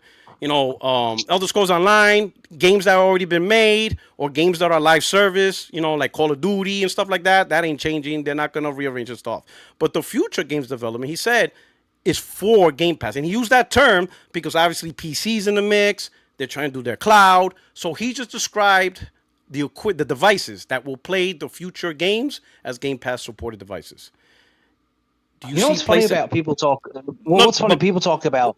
Well, look at PS5. It's not a Game Pass supported device. People talk about sustainability, right? I've always thought it's a strange thing for the consumer to really talk about because we don't really know what's happening behind the scenes. But people always talk about this narrative that Xbox people don't pay into the ecosystem, right? That they don't pay with their wallet. But if you actually look at the numbers, it does tell a bit of a crazy story, right? So you look at PlayStation 5, right? The PS5 has about 76 million units out there, right? So they own like nearly just shy of 70% of the market, which is massive. I mean, it's absolutely massive. Xbox has 30% market share. So by those numbers alone, you would expect PS5's profitability to be insanely higher than the Xbox, but it's not. You know, you look, for example, you know, PlayStation has twice the users. It does, but it only earns 30% on average more revenue than Xbox does. So it's earning around 75% of PlayStation's total income with less than half the players. That tells us that Xbox players actually pay, on average, more than the PlayStation player does head to head. So per console, Xbox is earning more money than PlayStation is per console. If PlayStation had the same install base, it would be financially inferior and earn less money. That's just the math of the situation. I don't think you're using the correct information. Now I'm going to explain why. I think I am, bro. I'm going to explain why. Okay. So. Oh, okay. I'm going to explain. Microsoft and Sony both released their fiscal year results for their divisions. Sony, and Microsoft. What PlayStation is doing, what Xbox is doing. So the first thing you said, Xbox makes more profit than PlayStation. That question cannot be answered because Microsoft has not released profitability metrics for Xbox. We don't know. They have not released that number. PlayStation does, but not Xbox. In fact, Nintendo does, PlayStation does. Microsoft, they just say what revenue they made. They don't tell us what is the operating income. Meaning, well, no, but we know that they earned 23.5 billion, and we know PlayStation had 31. Oh no, we do. So if you look at the map, look, if PlayStation earned 32 billion and Xbox, doesn't matter whether it's from an operating or Game Pass or whatever, if Xbox earns 23 billion a year, right? That's an average of nearly $300 more per Xbox than Sony customers bring in. No, which means like Xbox community pay more. No, listen. All right. I'll tell you the exact numbers. For PlayStation, it's 31 billion. For my Xbox, it's 27 billion. Those are the two numbers. But that 27, right. that's what. Do the math. Figure that out. But no, that 27 billion, right? That 27 billion includes everything, not just console. It's not. In fact, the console is a smaller part of that number. Majority of it is software and services, right? So that number is including all the games sold on PlayStation 5, PlayStation 4, PC, whether Steam or their own store. It's all of that. It's not strictly numbers based off what the console's doing. It's the entire operation. And that number grew, right, year over year, the moment Microsoft said, you know what, we're putting games on PlayStation. Everything's happening. We're not changing this. Everything's done. So Microsoft's number is growing primarily because of their decision to go third party, to put games day and date on what was once a competing platform, right? They also absorbed revenue that was already in place when they took over ABK. When they took over ABK, they took over, what was the people who made Candy Crush? That specific sector. So ABK has a sector that's in mobile gaming, and one of the big games they own is Candy Crush. So all the profits, King Games, that's it, King Games. Microsoft, nobody talks about this. Microsoft owns King Games. They make a ton of money. So that 27 billion includes King Games. It includes Candy Crush and but all those billions. Even all that you've said, you've just literally confirmed that Xbox is extremely profitable. No. Listen. What I'm saying is Microsoft doesn't release profitability, so I can't tell you that. I could tell you. All right. Well, look. Listen, I can tell you. If we only count Game Pass, right? Let's just even slash it. Let's just say if we only had 30% of Game Pass, that's all we considered. Only from the Series S and X, not including PC or Xbox Ones, that would still generate over $3 billion a year just from the Series S and X alone. So clearly, people pay into the ecosystem. So this argument that Xbox people don't buy games, blah blah blah. Well, obviously they do because Xbox is and that's the whole argument with will there be a next generation console? look, Xbox earns far too much money from that device because it sells services, right? They'll earn a loss on the console, but it sells services which people pay for. Like, they would lose countless billions by not having a next-gen system. I don't even know why people don't want them to have a next-gen system. It's bizarre behavior, but to say that they don't earn money is just absolutely nonsense. So It's just cope. So okay, so again, we don't know the profit margins, right? But this is some facts we do know. There are some facts we do know. For like over the last 2.5 years, Microsoft has been reporting negative hardware revenue across quarter after quarter after quarter after quarter after quarter. We do know that. That's one. That's a fact. Fact number two, right? And I'm not saying we should care. All I'm saying is let's look at information and try to deduce what's going on. Again, we don't have Xbox division's profit numbers because Microsoft does not reveal that. But we do know some indicators based on people, that are on the business side and the release numbers. They'd be like, hey, this person happened, right? Microsoft, we know they do report publicly negative revenue quarter after quarter after quarter after quarter for the hardware division, right? We also know, right, because this is because of the ABK trial and stuff like that Satya, who's the CEO, right, for 2 consecutive years, he lost bonuses. Now, I'm not saying we should care about that. I just want you to understand, just listen to the information. He lost bonuses because the Xbox division didn't meet certain metrics that they were supposed to meet.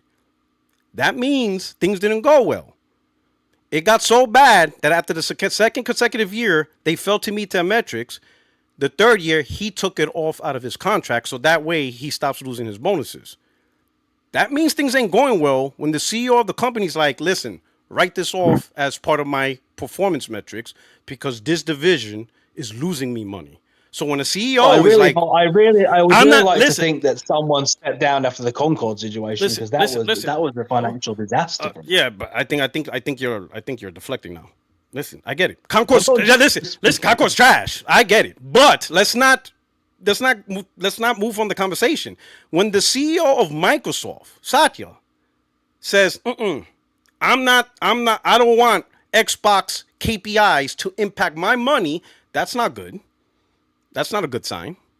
When the CEO is like, write off my contract because they're not meeting the metrics, you can't possibly say things are great when the CEO himself says, cut that. 2 years in a row, this division screwed me over out of money because they failed to meet the metrics the shareholders expected. And now I have to pay for it. On the third year, he's like, I don't want Xbox as part of my metrics anymore. Right? Now, I'm not saying we should care for that. I'm not saying that at all. But I'm saying is, if the CEO is writing off Xbox and doesn't want that as part of his metrics for bonuses, then you can't say things are going great in the division when they're not meeting the KPIs the shareholders said. And I'm not saying we shouldn't care about the shareholders. I'm not saying that. I'm just saying if you really want to formulate and objectively look at a situation, then you have to use the information, the data that's there. And things like CEOs losing bonuses because the division is not meeting his metrics, right? They never announce profit. But here's the crazy part. When it comes to the other divisions like Azure, oh yeah, they announced the operating profit. They have no problem announcing the operating profit of Azure in the cloud sector. They do that when you look at the reports. But then when it comes to Xbox, we're not going to talk about the profit. We're just going to talk about, just the overall revenue. You have to start asking yourself, okay, you put two together and you look at these little data points, you're like, Microsoft's clearly struggling, right? Recently, we just learned, right? Sure, they made billions or whatever, but they lost $300 million due to Game Pass. So now the question is, did Game Pass make up that $300 million difference? It sounds like they're not too happy with that $300 million. We're talking billions and billions of dollars here. So someone, look, you can say underperformed, but the revenue it's up 10% year over year, right? I mean, content and services are up, 10, 13%. So that happened. Sure, fine. But we're talking a business which generates billions and billions of pounds a year.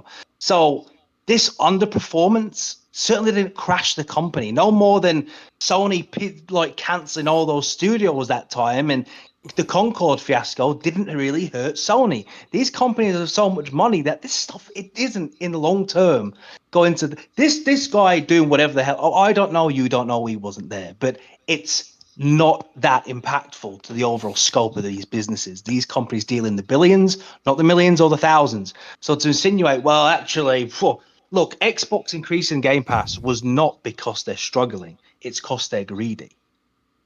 It's not because they need the income. Microsoft is one of the richest companies on the planet. They're just greedy and they want more. They're thinking, well, how much will they pay? Because they probably think, well, hang on a minute. If we increase the price to 30, even if we lose 10% of people, we're still earning more money than we were before. So they'll take the loss of subscribers if people are willing to pay the 30, because it will make up for the subscribers they lost.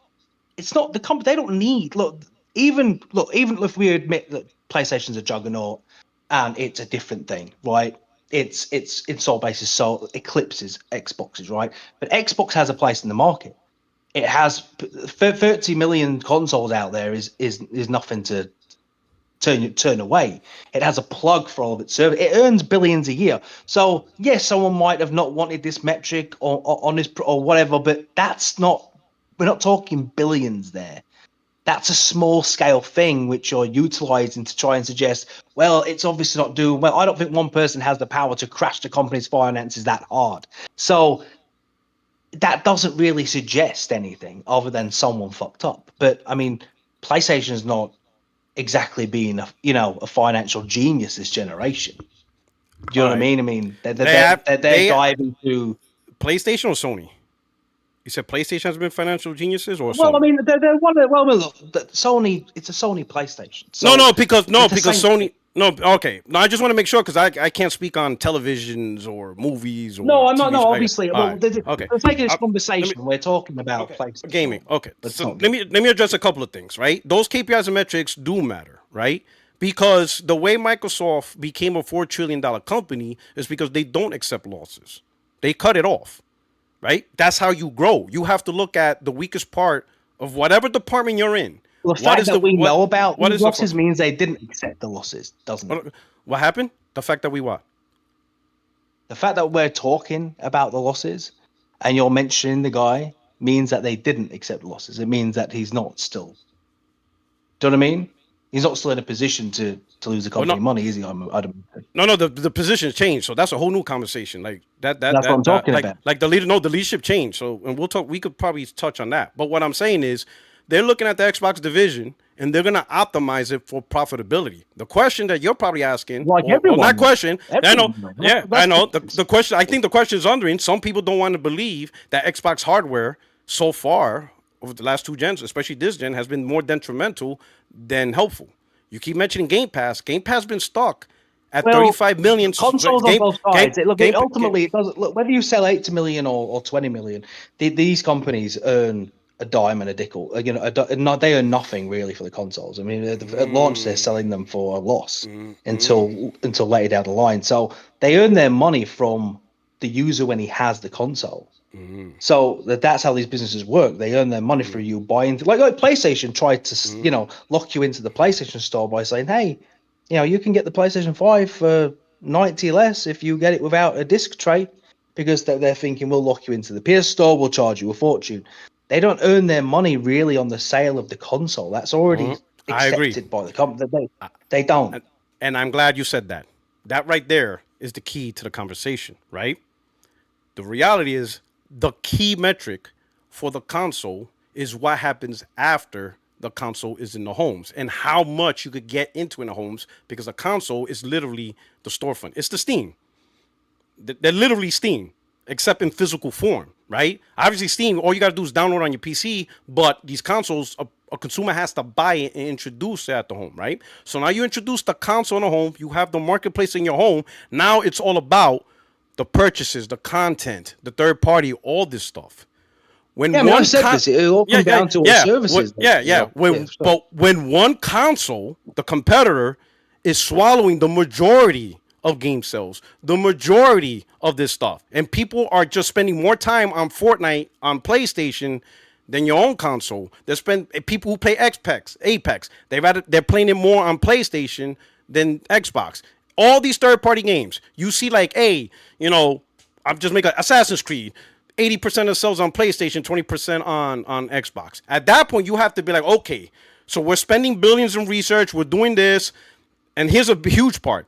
For whatever reason, I still don't understand to this day, Microsoft has never been able to get their console profitable. For whatever reason, they stay losing money with every sale right down to the very end of the gen. Meanwhile, PlayStation, they usually get it to profitability within a year and a half due to model revisions. It's pretty simple to understand but think about it. So if you go through a whole generation of just losing money, whatever, in majority of the people, right, for the third-party market and all that stuff, which is the crux of the console. You want people to play all these games on your market, but they're not.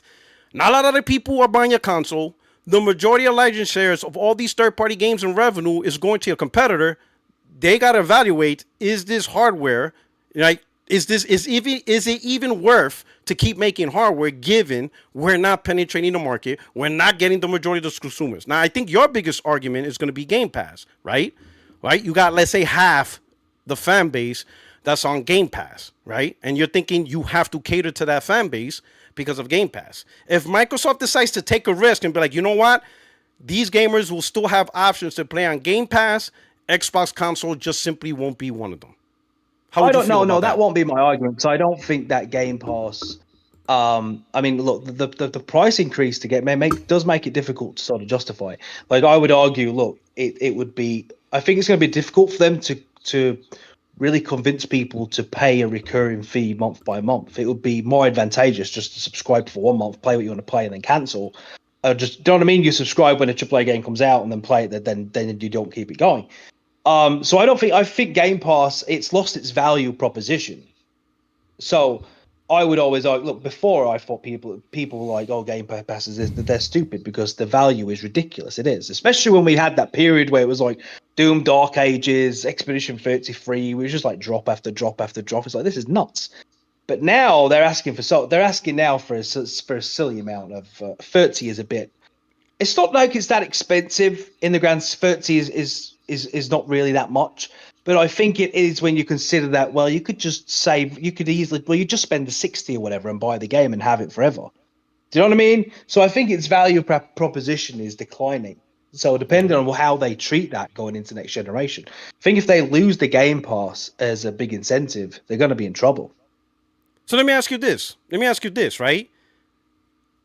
In fact, let me bring this up. So since we talked about leadership. So 2 weeks ago, the leadership structure changed. And this is funny because nobody in Xbox is talking about this, right? If you're an Xbox or Microsoft, specific, fan. Follow the leadership. Not you. I don't mean not you. I'm talking about like the other people that are deeper. Yeah, that are deeper into stuff. Microsoft had a major leadership change in October. Satya is no longer the overall CEO of Microsoft. There's now two of them.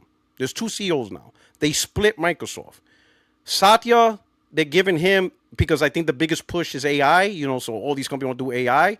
So Satya will now focus on the AI, Azure and all that. Now they appointed a new CEO and they created a new branch called the commercial business. Xbox now fall under this new guy. And he just took over the seat like October 4th. So now you got this new CEO, and like all CEOs, they start out with, this is going to be my scope. This is going to be my vision for the company, right?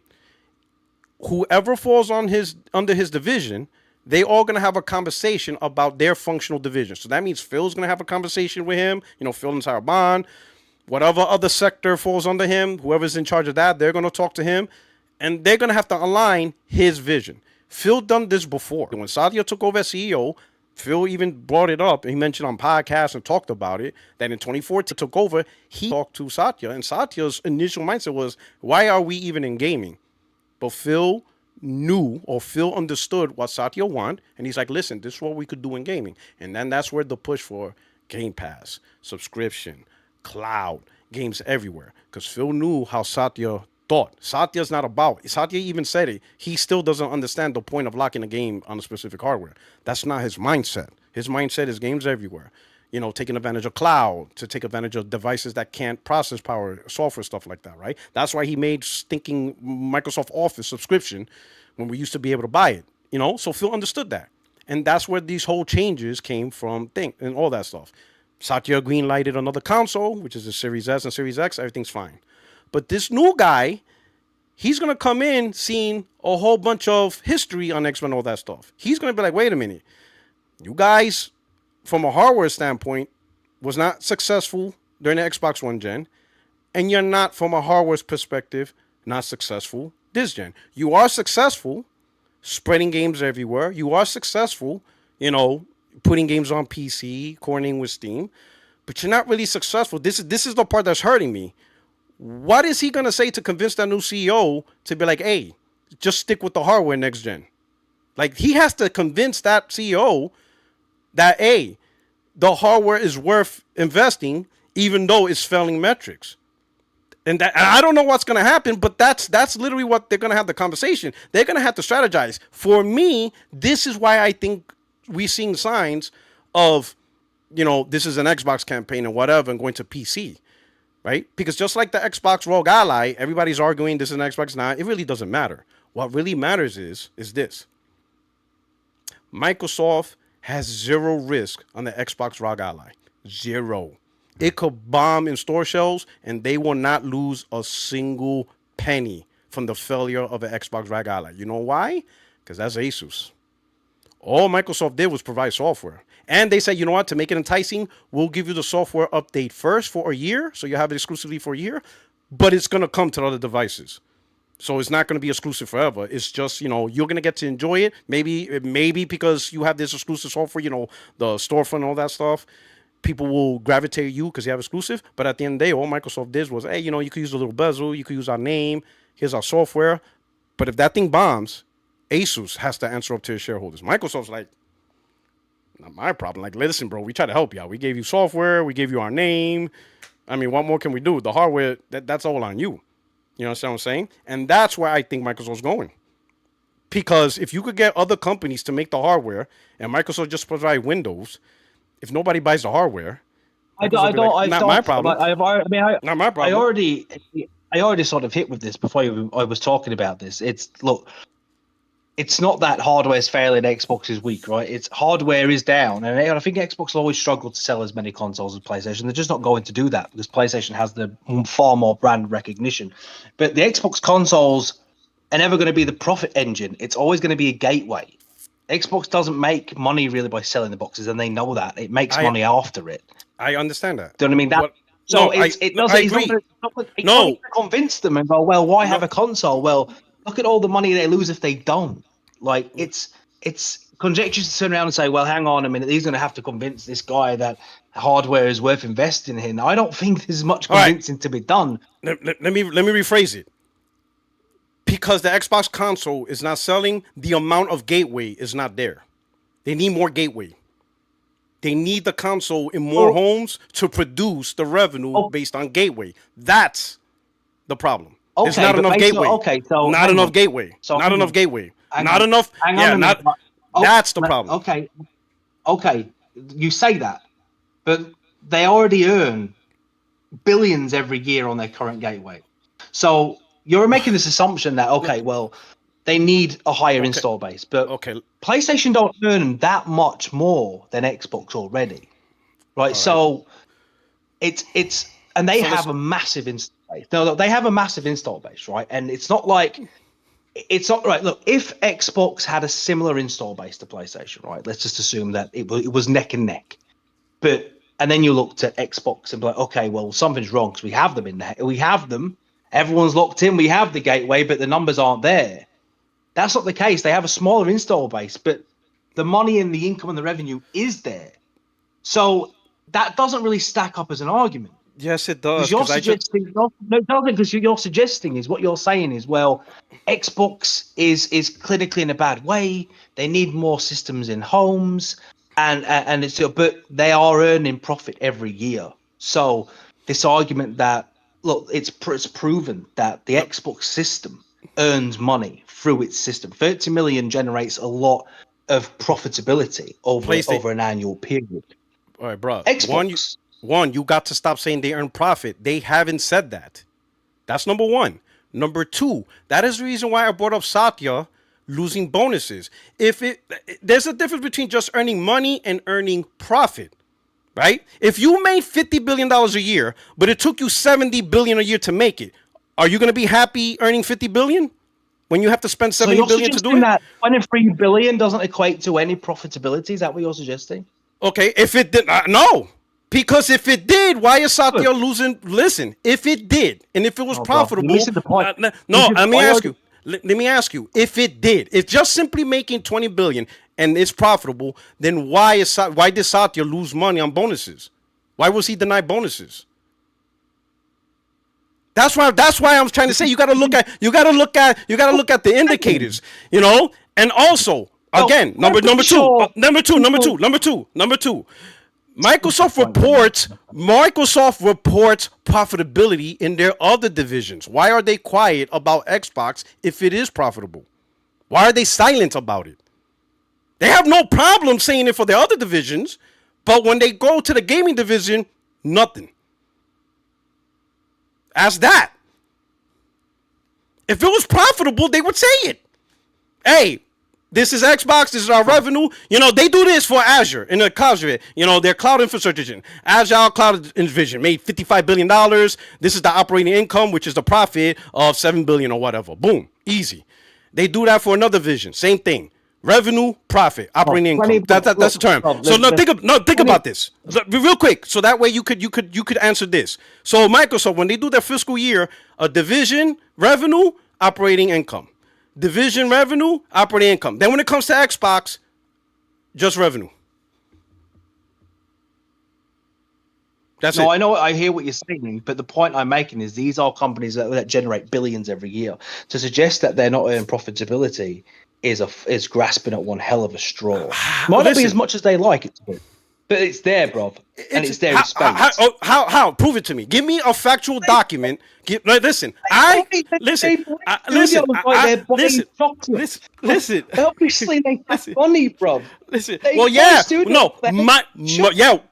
Yes. With Microsoft profitable divisions. Buy Bethesda because they have no profit. Okay. Listen. They bought that. Listen, the Xbox division didn't buy Bethesda. Microsoft bought that from the profits they make in the other divisions. I'm just telling you a fact. They don't report profitability specifically for Xbox division, but they do for their other divisions. You don't think that's? Let me ask you something. You don't see that as weird? No, I do. I do. I'm not saying so. You don't. So you don't question that. You don't think like, wait a minute. No, of course. Of course. So how are you? So why are you so hard set in thinking Xbox is profitable when there's no actual factual statement from Microsoft saying the division is profitable? They never said that. I mean, never. Okay, I'll tell you what. I think when they announce a new console, that's when you know, because if they earn no profit, bro, there would not be a next generation system. If it would, they'd just scrap it, because by your own logic, it makes no financial sense. If you're saying that the 30 million consoles in homes, the 5 billion they earn per year that comes in through Game Pass, just on the consoles, not even including PC and all the other stuff, or the Xbox Store, all the controls they sell, if all this generates no profit, then there will not be a next generation system. So once there is, you then have to concede that you're wrong. All right, let me ask you this. If the next generation system is just a pre-built PC, I'm right. If it's a pre-built PC, I'm right. Well, because bro, the next gen pre-built PCs, really. Like, no, it's not the same. You can't. That's the cop out. Of course, we both know. You can't have the we both know. No, we both know what we're talking about. We both know what we mean by pre-built PCs. I'm talking the shit you could do yourself. You buy the components, slap it together, and you install Windows. Except somebody did that for you. All right? I can't put together a PlayStation. I can't put together a PlayStation. Come on, we know what a pre-built PC and an Xbox console. I'm saying we know the difference. I just don't want you to be disingenuous. You cannot put together an Xbox Series X console, but you can put together a PC. No, well, yeah, of course, because the console's a closed box. Yeah, of course. Okay, so that's all I'm saying. You know, a pre-built PC, the next Xbox isn't just going to be a tower that we can open up and change parts interchangeably. It's not going to be that. It can be, because look, in fact, the product already exists. The product, then it's not a console anymore, is it? I'm saying the product already exists though, because Asus actually makes a closed pre-built PC. It's called the Nook NUC. It already exists. It's a pre-built PC, pre-built in a modular design that looks like a console, you can't upgrade it. It's locked. They already make that. You could go to the Asus store and buy one right now. Let's say if you want a closed, locked, integrated, nice, tiny, fits on your TV type product that runs Steam, could play PlayStation, could play a Game Pass, you already could do that right now. You go to the Asus website, it's called the Nook, boom. You already got your modular design, small, tiny, connect the controller, got Steam, got Epic Game Store. You could play your PlayStation games that on Steam. You got Xbox Game Pass. It's already there. It already exists. If that's what people want, go right now. Why wait? Why wait next year or 2 years and wonder what's going on? It already exists. It's already there. You already got it. You could get it right now. Right now you could get it. You could have been on that. It does all that. Modular is small. You could fit under your TV. It's real tiny. You don't have to worry about, oh, do I need to get this part? Do I need to upgrade that? You ain't got to worry about all of that. You don't got to worry about all that. Boom. You could already do that right now. Right now. Today. The thing you're hoping for in 2027, 2028, you can do that right now. You could have been done that. And you could have been moved on from this conversation and never have to worry about what Microsoft is doing with their Xbox because you already have it.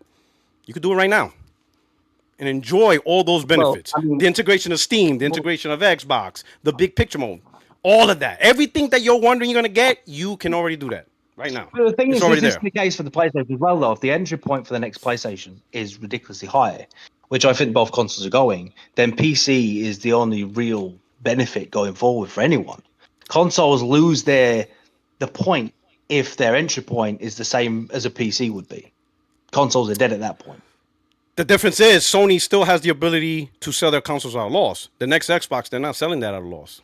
I could guarantee you that now. But that doesn't. Well, what difference does that make to me or to anyone else? The price. Like I said to you at the beginning. No. Go ahead. I'm sorry. Well, like I said at the beginning of this talk, if Xbox's future doesn't matter to me, and it shouldn't really matter to consumers, these are products at the end of the day. Whether PlayStation or Xbox exists, that's not my business. There's always going to be a console or system I can use to play on. This is why initially I said the debate between the two is pointless, because it doesn't matter to me if Xbox turn around and say, sorry, we're broke, there's no more Xboxes. I just shrug my shoulders and go, all right. It doesn't matter to me. If Xbox earn profit, good for them. But it doesn't affect me in any way as the consumer. People get so caught up on Twitter about the success and the leadership and who earns this and who earns that. Do you know what I mean? But it doesn't. There's always going to be a look. I think you're wrong. I think Xbox are very profitable. I just think they're very greedy. I don't think the Game Pass increase had anything to do with trying to make up for lost profits. I think it was trying to make up just for greed. Do you know what I mean? But if it gets to the point where the PS5, the PS6, and the Xbox are basically just locked boxes, but they're just PCs, I think PC will be the way to go. I think this generation PC is being the way to go, to be honest. I wish I'd have just grabbed the PC at the start, because these consoles have both been very underwhelming. I mean, neither of them did the promises that they set out to do. They originally both, I mean, Jesus Christ, the PS5 had 8K on the box. Can you believe that? 8K on the box it had. I mean, they've took it off now, but it had it. Both these consoles were touted as being able to easily attain 60 frames per second on any game that you would throw at it, and that has not been the case. So both these consoles have been a monumental failure from the start in terms of under-delivering what we was promised they were going to do. Neither of them have been fire, bruv. We've been getting 30 FPS, and we have to wait 6 months for a patch. Like, it's... That's Xbox, though. That's not PlayStation. That's Xbox. Oh, really? I remember. Bro, yes, it was. I remember playing Plague's Tale when it came out on the PS5. So I don't lie. And it was 30 FPS, and I had to wait. I had to wait. All right, so I don't know about the third party. I thought you were talking about their first party. Like every first party game on PlayStation had a 60 FPS or was natively. Every game. Bro, you was talking about support in the beginning of this. Okay, all right. Games are supported. So you can't say that now. Okay. But you were saying how so. Oh yeah, but that's just the developer. But guess what? Both games were on Xbox and PlayStation. It's always hang on. In the beginning, it was PlayStation supported. Now it's the developer's fault. So we was getting 30 FPS. So do you know what I mean? Like, but okay. No, you're talking about Surf I'm Party, talking right? about gaming. Okay. No, I'm not. I'm talking about gaming in general. Okay. No, bro, it's not a massive leap. What are you talking about? Most games were 30 How is it a FPS. massive leap? Bro, Most games. I'm a quick statement. I'll let you know. Most games last gen were 30 FPS. yes, but okay, look. I couldn't. Look at it I could listen. Last gen, I couldn't play. Uncharted, or I couldn't play The Last of Us, or Horizon, or Spider-Man at 60 FPS. That it just wasn't there. It didn't exist. Take away. Right, listen, I did this gen. Bro, yeah, but it hasn't been 60 FPS throughout the whole gen. We still get 30 FPS today, so it's not a valid argument. If we were getting 60 FPS a minimum on everything, right, then that'd be great. I couldn't say this, but we don't even get. There's some games that just it's 30 FPS. You'll have to deal with it. That's it. But from a mechanical level, from game development, from a mechanical standpoint, there's been no advancement at all from last generation to this gen. Like there's been no big advancement in how we play and interact with games. Do you know what I mean? Like games are pretty much the same. It's just a higher frame. If that option exists, we get a higher frame rate. I mean, some of the new games that come out, you can't tell me they're better than some of the older games we've had. So now you're talking. Listen. Now you're delving into diminishing returns. But I'm saying majority of the games, all of them were 30 FPS, no 60 FPS options. This gen, majority of the games this gen are 60 FPS. That's a jump. Oh, bro, listen. I don't understand. I don't understand. Bro, listen to me. I don't think you're making the right argument. I don't think you're making the right argument. Listen to me. This has been a terrible advancement, right? I'm playing Snake Eater, which is essentially the exact same game it was when it launched on the PS2.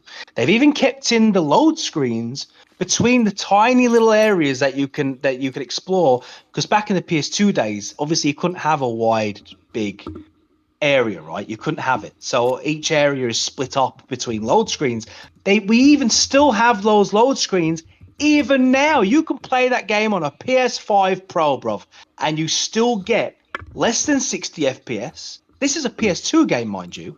You still get the load screens between each area. Now, I know you will say, well, that's the developers, but that's always going to be the cop-out answer, isn't it? Because if developers aren't asked to take advantage of the hardware, then the hardware may as well not exist. We can talk about the power and the GPUs and the CPU and all the cores and until you're blue in the face.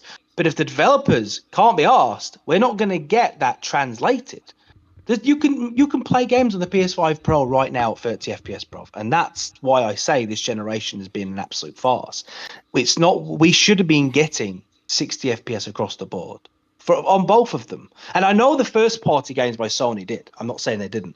I mean, God of War Ragnarok ran like an absolute dream when it came out. I mean, it was nuts. I think you could even play that at like 80 frames per second if you chose the option to do that. So I'm not necessarily bashing Sony when I say that. I'm bashing the industry because it's like, take the pad, right? You know the DualSense, right?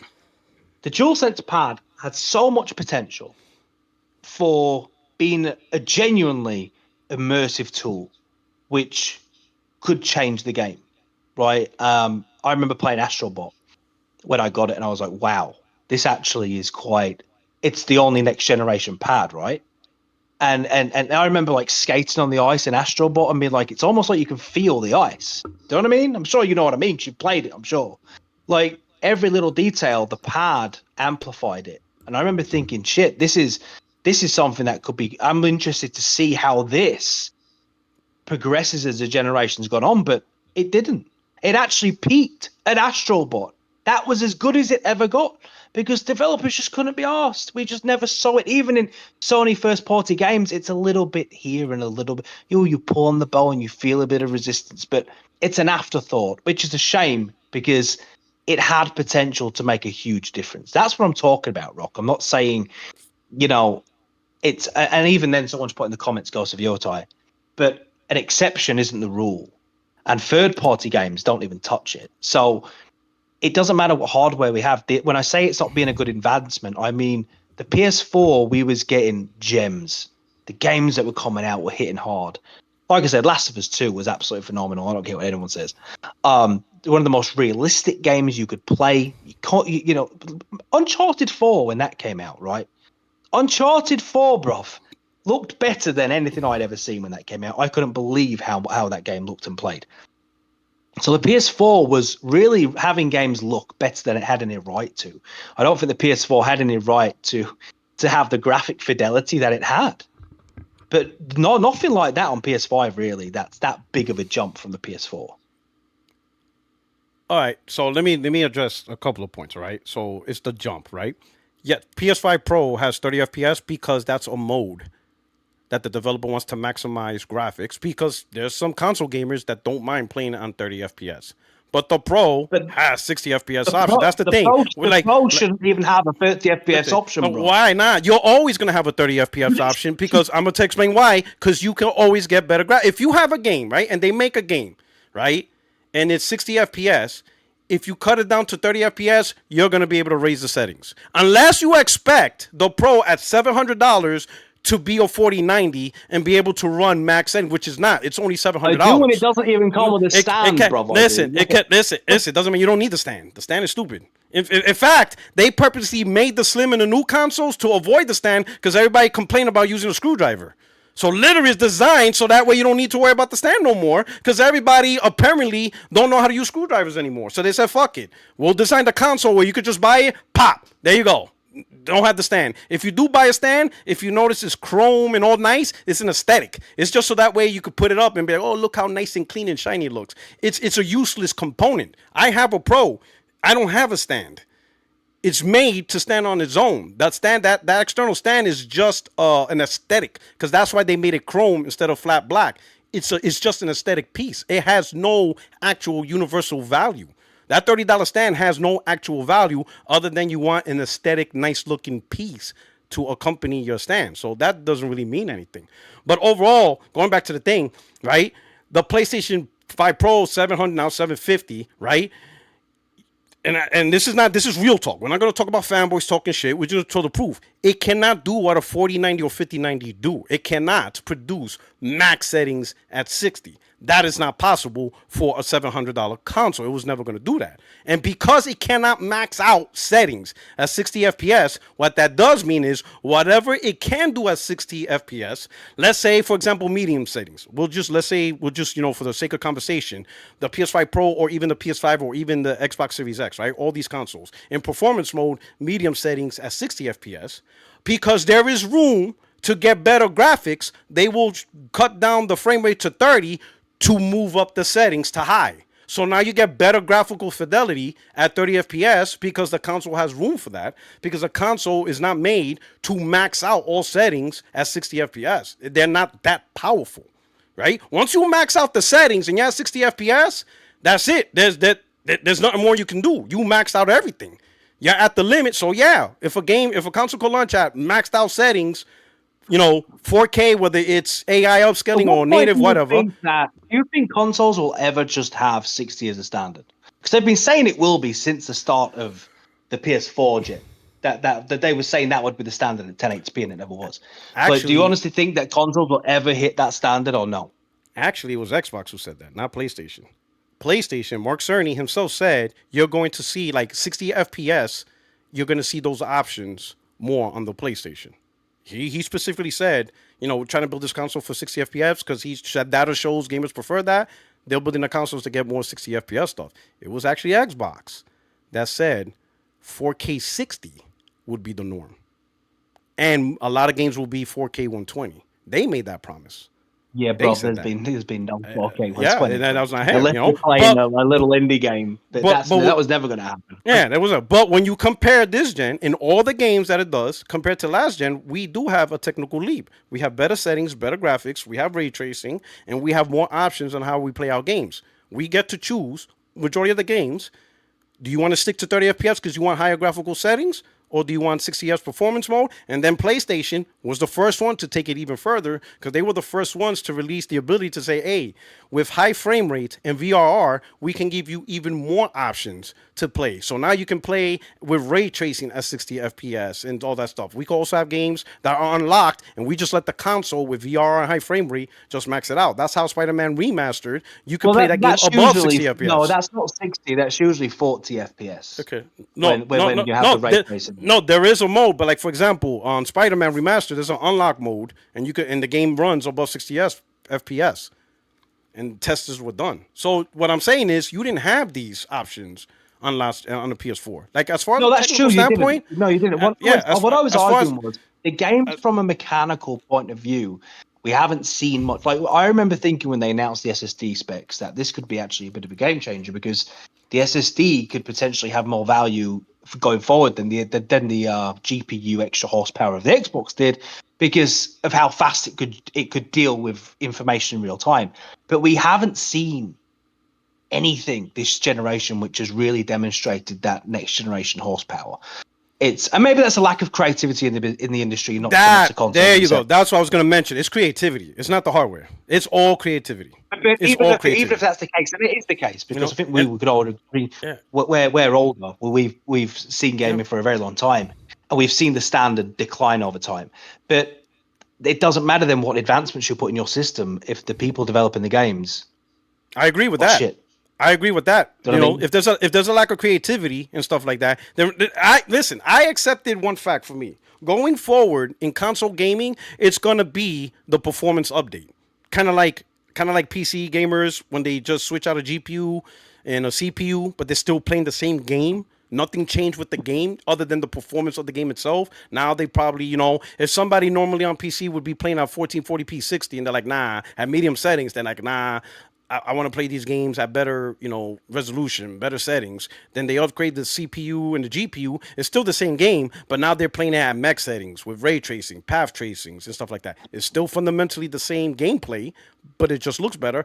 I think we're at that point because I don't think you're going to see the jump of creativity is because gaming, when we grew up, is because gaming was new from a console perspective, and there was so much room for gameplay example. I mean, when you saw the Master System or the Genesis, it was literally like the games we considered AAA back then, they're indies now. Well, it wasn't that. It was because it was mainly because there was no such thing as patches, post-launch content. When you made a game, that was it. The game had to be as good as it could be on the disc, and that was it. There was no going back or fixing issues. That was it. And competition was fierce because everyone was trying to innovate back then. Like especially in the PS2 era, like the innovations were crazy. We were seeing new gameplay loops and new things all the time. New ways all the time. I remember playing Tenchu Stealth Assassin and being blown away by it because it had this mechanic where you could just cut down like bamboo, and it was just, I'd never seen it done. Just the mechanics of it falling and stuff was like, whoa, I can actually interact with this, cut it and it'll fall. And back then that was like mind blowing stuff. But games had to innovate to be relevant because, but now they don't. Everyone just uses a tried and tested formula all the time. Listen, and it's, I love your point. Listen, hold up. Let's talk about that because I love your point, right? Number one, like I said, gaming was new, right? So there was always new ideas. Like, hey, instead of attacking everybody, what if I just sneak past everybody? Kojima thought of that. And that's where the first Metal Gear Solid came from. Then you had side-scrollers and stuff like that. N64 came out, and because of the power processing, people be like, wait a minute, we don't have to be these 2D side-scrollers. We can actually create a world with 3D. And now that opened up a new era of innovation, stuff like that, right? I think we hit the point of diminishing returns for creativity. That's what really happened. And power is not really going to solve that. It's just not. It's the developers trying to find something new. Because when you think about it, the developers throughout the decades, they pretty much touched on any possible topic, whether it's turn-based, semi-turn-based, full-on action, stealth, slaughter everybody. There's so many game ideas that's already been out. It's like, what new idea? To me, the only new idea that actually came out, but a lot of people don't care, is VR. To me, that's the new immersion, but not a lot of people care about that. I had the VR too. Yeah, but you could tell. And I'm just talking about VR too, also the Meta VR. I think that's the new for innovation, but a lot of people don't care about that. But I say as far as power and performance, I see it as these are just going to be, incremental upgrades or big upgrades to make games run better. I don't know what the developers are going to do in terms of new ideas on artistry, but I don't think Sony and Microsoft or anybody can control that. That's up to the publisher. Now, the point about there was so much competition, right? And you are absolutely right. In fact, some of the franchises that we know are legacy is because of competition. Like Sonic was born to compete with Mario. Phantasy Star on Sega, that came out because they needed to compete with Final Fantasy that was on Nintendo. We don't have that no more. In a world of no exclusives, no one cares. No one cares. I got to make a game better than that game to get people to play where I'm at. That's gone for the most part, right? Those days are over. And you're not, so that thrive, like necessity is the mother of invention, necessity's gone. That's why when people look at me like, oh, Puertorock, we have games everywhere. I'm like, I don't think you guys understand an industry with that mindset. If an industry completely turns into games everywhere, then that means they're not worried about being better than somebody else. They're only looking at what is the type of game that everybody buys, and I'm just going to copy that. It's only going to get worse.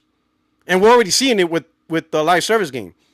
Regardless how many live service games fail, they keep thinking, but I could still be the next Fortnite. I could still build the next Fortnite. Do it again. Look at Warner Brothers. Warner Brothers literally had Hogwarts Legacy. Right? Hogwarts Legacy. Fucking amazing. That game sold 38 million. Right? Warner Brothers attempted 2 live service games. Gotham and Suicide Squad. Both failures. You got Hogwarts Legacy, 38 million, 2 live service game, both failures, and what Warner Brothers still want to do? They still want to do live service game. Bro, they're hoping that, and the question is, if everybody has that mentality, at what point does a company realize, damn, we fucked up. We attempted too many live service games that were failure. Now we're at the point of shut this whole down. And for me, now, if you want to ask what I worry about Sony, it's that. That is why I worry about Sony. At a certain point, you got to ask yourself, wait a minute, we got way too many live service failures. At what point do we be like, all right, we got to cut it out. We got to cut it out. Like we got our lightning bottle with Helldivers. We'll see how Marathon goes. But if Marathon flops, let's say, God forbid, but let's say if it flops, Fair Games comes out, it flops. At what point does Sony says, all right, we're done, or we're just gonna keep on going until the house collapses? You see that? If you were to ask me that, that's the only thing that got me nervous. How far are you gonna go until the point you realize it's over? You put yourself at the point of no return because you just kept insisting on doing a strategy that kept failing and failing and failing and failing. All this money in live action when Sony have, they're sitting on so many legacy IPs. There's so many games that they have that they could remaster. I mean, they love remastering stuff, but yet we don't have no Twisted Metal, no Siphon Filter. Do you know what I mean? No Time Crisis. We don't have. There's so many games that they could bring back. They don't do it. They'd rather just invest in live action. Which makes no sense to me. Many games, bro. So many. I'll be honest. I'm an advocate. If there was one multiplayer game that I will go back into, would be a new SOCOM done right. But yes, I advocated even a remake because some games are really old, like Siphon Filter. That was PS1. Test the audience out with a brand new, full-blown remake of Siphon Filter. Try it out. It'd be so easy to get the win. Like there's so many games they have. Can you imagine a Zone of Enders remake? Can you imagine that? That's Konami. How gangster that would be. Yeah, but that's Konami. That would be for them to decide. Some people also forget that some of these games that were exclusive to PlayStation 2 were made by third party. So that's why I kind of talk about the first party ones. You wouldn't like a Resistance remake, or I would. I personally would. Or a God of War original trilogy remake, there's so many games. I'll be honest. I would love a new God of War remake, but with the new gameplay how it is right now. I think that would be fucking amazing. Instead of the old way, the way they reintroduced God of War 2018, use that model for God of War 1. I think it will fucking be amazing. And here's the thing, it could be happening, right? For those models, because obviously a lot of games take a while to come to fruition. But I do agree. There is some legacy PlayStation titles that, in my opinion, was ahead of their time. Metal, bro. Where the hell is Twisted Metal? It's so sad. We get COD every year, no Twisted Metal. That saddens me. I think the only thing, and I'm not saying Sony's right or wrong, right? I don't think they have faith in those games selling. I don't know why, but then they want to do Concord, which I knew that shit was going to flop. So I don't know. I don't know. But that's the live service disease. That's the disease of live service. We don't get a sequel to Order 1886, but we get Concord. Come on, man. I know the Order wasn't the greatest game ever, but I liked it. That's the disease of live service game, and Sony. And this is what. That's why I can tell you the only concern, the real concern, which I think is legit, is Sony's live service strategy. If they don't put a handle on that, I think that's where they're gonna have problems. And I think if there's too many failures, let's say if there's way too many failures, they just keep failing and failing and failing. That's billions and billions and billions of dollars that they're failing, right? And this is why I think Helldivers is on Xbox, because they're trying to mitigate the damage. Like, what was it? 9 live service games got canceled. Factions 2 got canceled. So I think Helldivers was just simply a mitigating strategy to make up for all those failures that they just consistently push. If you look at the money Sony made overall, most of their live service strategies, new ones anyway, not the old ones, the stuff they've been doing for a while, like Gran Turismo, MLB The Show, that's been there since the PS3, PS4, so they already had that. But all their new strategies, the only new game from live service that was successful is Helldivers. Everything was canceled or failed. So the success Sony has that they're bragging about, real quick. The success Sony has right now that they're blasting isn't because of live service, because they barely released any. It's primarily what the PlayStation's doing, their market share, the single player games. That's their money driver. Live service hasn't really truly been impactful because the only big live service game that's new is Helldivers. Everything else, Factions 2 gone, Concord flapped, and they refunded it. I think a bit live action is hard to get off the ground, man, because it's the people that are into it already have the ones that they play, and to try and convince them to move into what you're making, that's a difficult sell. I agree. Do you know what I mean? It's difficult. But listen, I can't stay for long now. It's nearly 1:30 in the morning. But I just wanted to ask you, what are your thoughts on Interstellar? On Interstellar? Yeah, Interstellar. What are your initial impressions of it? Like, what did you think about the backlash of it? Like, what are you thinking about Interstellar? I'll be honest, I haven't kept up on that at all. Oh, sorry, Intergalactic. I'm an idiot. Oh, Intergalactic. I'm thinking of the movie. I'm like, are we talking about? No, man. I was like, listen, damn, I'm far behind gaming. I'm like, oh shit. Bro, I'm like, it's late. I'm off. I got Intergalactic, the heretic prophet. The Intergalactic heretic prophet. Because I saw that trailer, right, and I thought it was fire, right. I was tripping out, and then everyone was going on about it, like, oh, what is this? I didn't understand what the issue was. But maybe I'm too easy to please, right? Because I just see like a Porsche spaceship, right, and I'm like, man, that's sick. Like it gave me like with the 80s with the 80s background music. I'm gonna tell you, I can answer the question. I can answer your question, and I'm gonna be real. This is the reality. The reason why I got a lot of backlash because the main character's a bald black female that doesn't have big titties, and I am not joking. There's gamers, that's beyond me now. I can't answer. Come on, gamers. I'm pretty sure you've seen some of the trends going on. They always redesigning the character with bigger titties. Bro, you didn't see the one for Ghost of Yotei? You didn't see the Ghost of Yotei one? They took a image and they cleaned up her face and this girl has 38 triple D.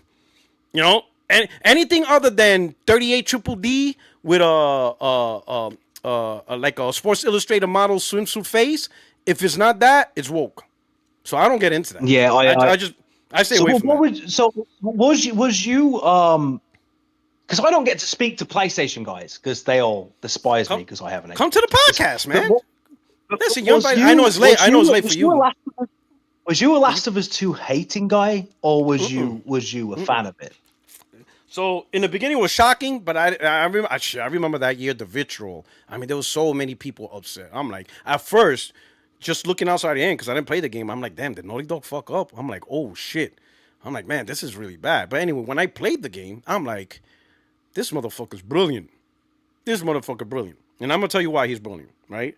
And I could have I already made the decision the game's brilliant, but I didn't know why. I didn't know how to explain it until Extreme came onto the podcast and he mentioned something. He said, listen, us gamers, Extreme said this. We need to stop treating we need to treat games the way the movie industry treats its movies and music. They create content that is shocking, and we need to accept that artistry. We need to be shocked. You understand what I'm saying? We can't be mad because, our favorite hero died. We need that level of shock. It's stupid, man. It was the most idiotic backlash I've ever seen. Yeah, think about it. Just because a story goes a way you don't like, it doesn't mean it's bad. I thought the narrative was absolutely, bro, it was fantastically written. Yeah, and that's the image. Go ahead, I'm sorry. It made you hate her, right? Because of what we saw. Yes. But then, because this is the way with everything, with any war that's ever been raised, there's victims on either side, and everyone who kills someone, they're also a victim in their mind, right? So we grow to hate Abby, but then we realize that actually, really, the big villain in this whole thing is actually Joel. Really, Joel was the bad guy. Because if I was Abby, if you was Abby, we'd have done the exact same thing to Joel. Absolutely, right? Absolutely. And I remember I was playing it with my wife, and that scene at the end where. Not at the end, before sort of the final act, where Ellie is living a quiet life out in the middle of the sticks, right? And she decides to just turn her back on it and pursue Abby for vengeance. Bro, I was like, don't do it. Don't do it. Just leave it. Don't do it. And I thought it was insanely powerful. I thought it was a beautifully written narrative. And when people was going on about it, I was like, you people are idiots. Like, it's because it's a story about the cycle of revenge and how toxic and destructive it is. There's no winner in that story. Bro, I thought it was one of, to me, it's an absolute masterpiece and one of easily in my top 10 games of all time. And I had PlayStation guys crucifying me for saying that at the time. I was like, what are you people talking about? It's great. Yes, Joel dies. Okay. I mean, I get it. I didn't want Joel to die. My wife was in bits when he died. I mean, she didn't even believe he was dead. She was like, no, he's alive. Even to the point where they'd buried him and she was like, he'll come back. I'm like, no, he ain't coming back. My man's dead. Like, do you know what I mean? Bashed. He got, unless he's like Michael Myers, he got bashed in, right? And to hit your point, it was an exceptional game. I really did.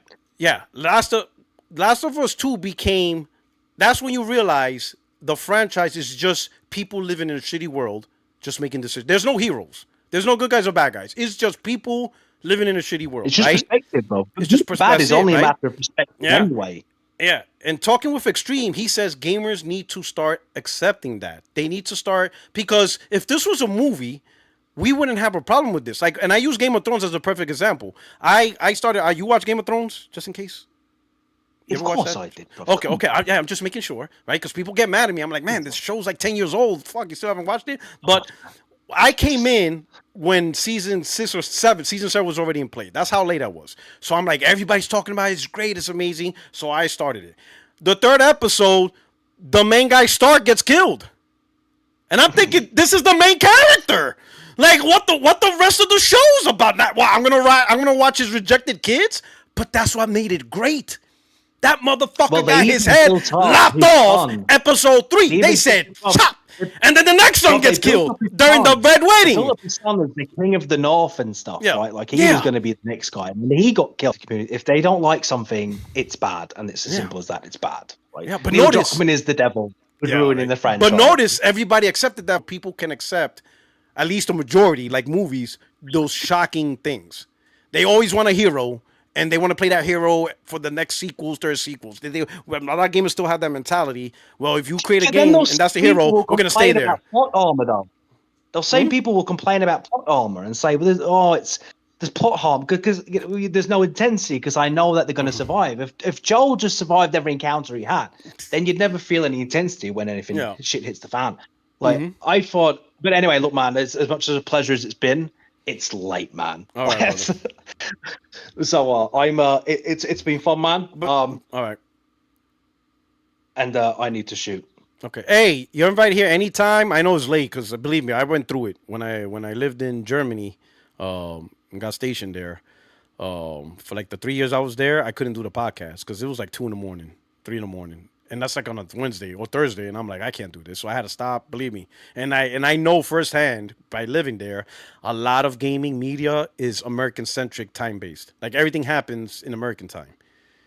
Like you have to stay up at 2 in the morning to catch up and actually get the first word out. So believe me, I know. Yeah. But anyway, brother, interesting chat. All right, man. I really appreciate coming through. I wish more people were able to do this. You know, I know you don't go live, but if you did, I'll be more than happy to go on your channel. But I appreciate it. Yeah, man. No worries, man. It's been fun. Anyway, look, I need to shoot my. I've got to work tomorrow, so. All right. Good night, brother. I'm off. Bye, man. Bye. All right. So he showed up. This is what it is. I mean, we spent a little good time. I'm sorry I didn't read the super chats. I'm sorry, guys. Oh my God. Gordo P23. Y'all hear Dark's new single? He about to make it out the laundry room with that one. I saw that GTA 6. I'm like, yo. And you know, and it's funny. Henry in the last podcast says it. What is it with Xbox guys and singing? I don't know. That's funny. Goat Gaming, shoosh. We got Stuart Stokes. He just said objectively, day one Game Pass on GP makes it better than PS5. Now he says it's okay that games skip Xbox because games are subjective opinions. You know? Hey, it's Chill Will. Thank you for the super chat. He said Xbox doesn't even support physical games for its own platform. Gears Reloaded disc on PS5. VR support for Fly Sim. Better support for PS5 from Xbox. Everyone supports PS5 more than even Xbox. I try to, good points. That's what I was saying, right? I think generally we all can agree that any product, any gaming product that has the best support in the industry, right? Across the board, with results in more options for games and all that stuff. It doesn't matter what the name of the product is. SNK Forever with the super chat says, bruv would pay for $60 GP when MS raises the prices. I don't know if he's, actually, you know what? I wish I would have read these super chats while we were having it. To Die, thank you for the super chat. This man is in Lala saying, let's pretend. Nah, Xbox did. Lord Dunce with the super chat, thank you. Is that the Mac Tonight avatar? Only I know. I'm sure. I think we're showing our age. Everybody's thinking Mac Tonight. I know. Lord Dunce. I know what that is. Every first-party PlayStation game came with 60 FPS. What is this guy saying? I agree. I think he's trying to use some of the third-party stuff. But you know, some third parties aren't as good as others, right? But that's the reflection on the you know, if a third party can't get a game running well on the 4090, is it the 4090's fault? John the Black, you never should expect the same level of optimization from a third party dev as a first party one. I thought that would be common. And Boba Country, I am tired of listening to short bus thoughts. All right. Okay. But hey, the one thing I do want to say is I'm glad he showed up and he talked. He's here. He said what he said. You heard him live. You know, he has his of him. You got to give respect for him to show up because he showed up. You know, a lot of other people make excuses for not showing up. You know what I'm saying? So we all know that to be true, you know, but he showed up. He was here. He did his thing. And I appreciate that. And he's welcome on the channel, all that. Having a different opinion is not a problem and stuff like that. But beginning was getting crazy. He tried to do his bully tactic. Didn't work. That's what we do. But anyway, you guys decide how the conversation went. If you like it, you enjoyed it, and we'll just see. Other than that, you know, Xbox is dog shit. We're just gonna end the show on that one. PlayStation 5 is objectively better than the Xbox Series X. Stop lying. Stop playing with yourself. But I want to say I truly appreciate you guys for rocking out. Hey, if you're new to the channel, stick around, subscribe. You know what I'm saying? Hit the like button. Check out the podcast. The podcast is going crazy. Have a lot of people on it. It's an enjoying time. Next Friday, we'll see what we can do. Listen, you know what? Next Friday, I'll do another disagreement day. This is for everybody out there. For everybody who says, oh, you can't talk to Puertorock or he doesn't do whatever. That's literally the point of the disagreement day. Anybody that wants to hop on. And I'm not talking about the PlayStation guys who just want to talk PlayStation. This literally, the channel's open for anybody to call me out. That's what's crazy. That's the opportunity to call me out. No, motherfuckers want to stay on Twitter. They want to stay in their safe space. I don't know. I try. I provide. All I could do is provide the opportunity, right? That's really all I could do. But anyway, hit the like button, subscribe. Hope you enjoyed this, live with Sir Bruvian. And you guys take care. Enjoy the rest of your weekend. I'm out of here, getting ready to play some Ghost. And this is it. Let me close this up. And where am I at? And I'm ending the stream. Hit the like button. Peace.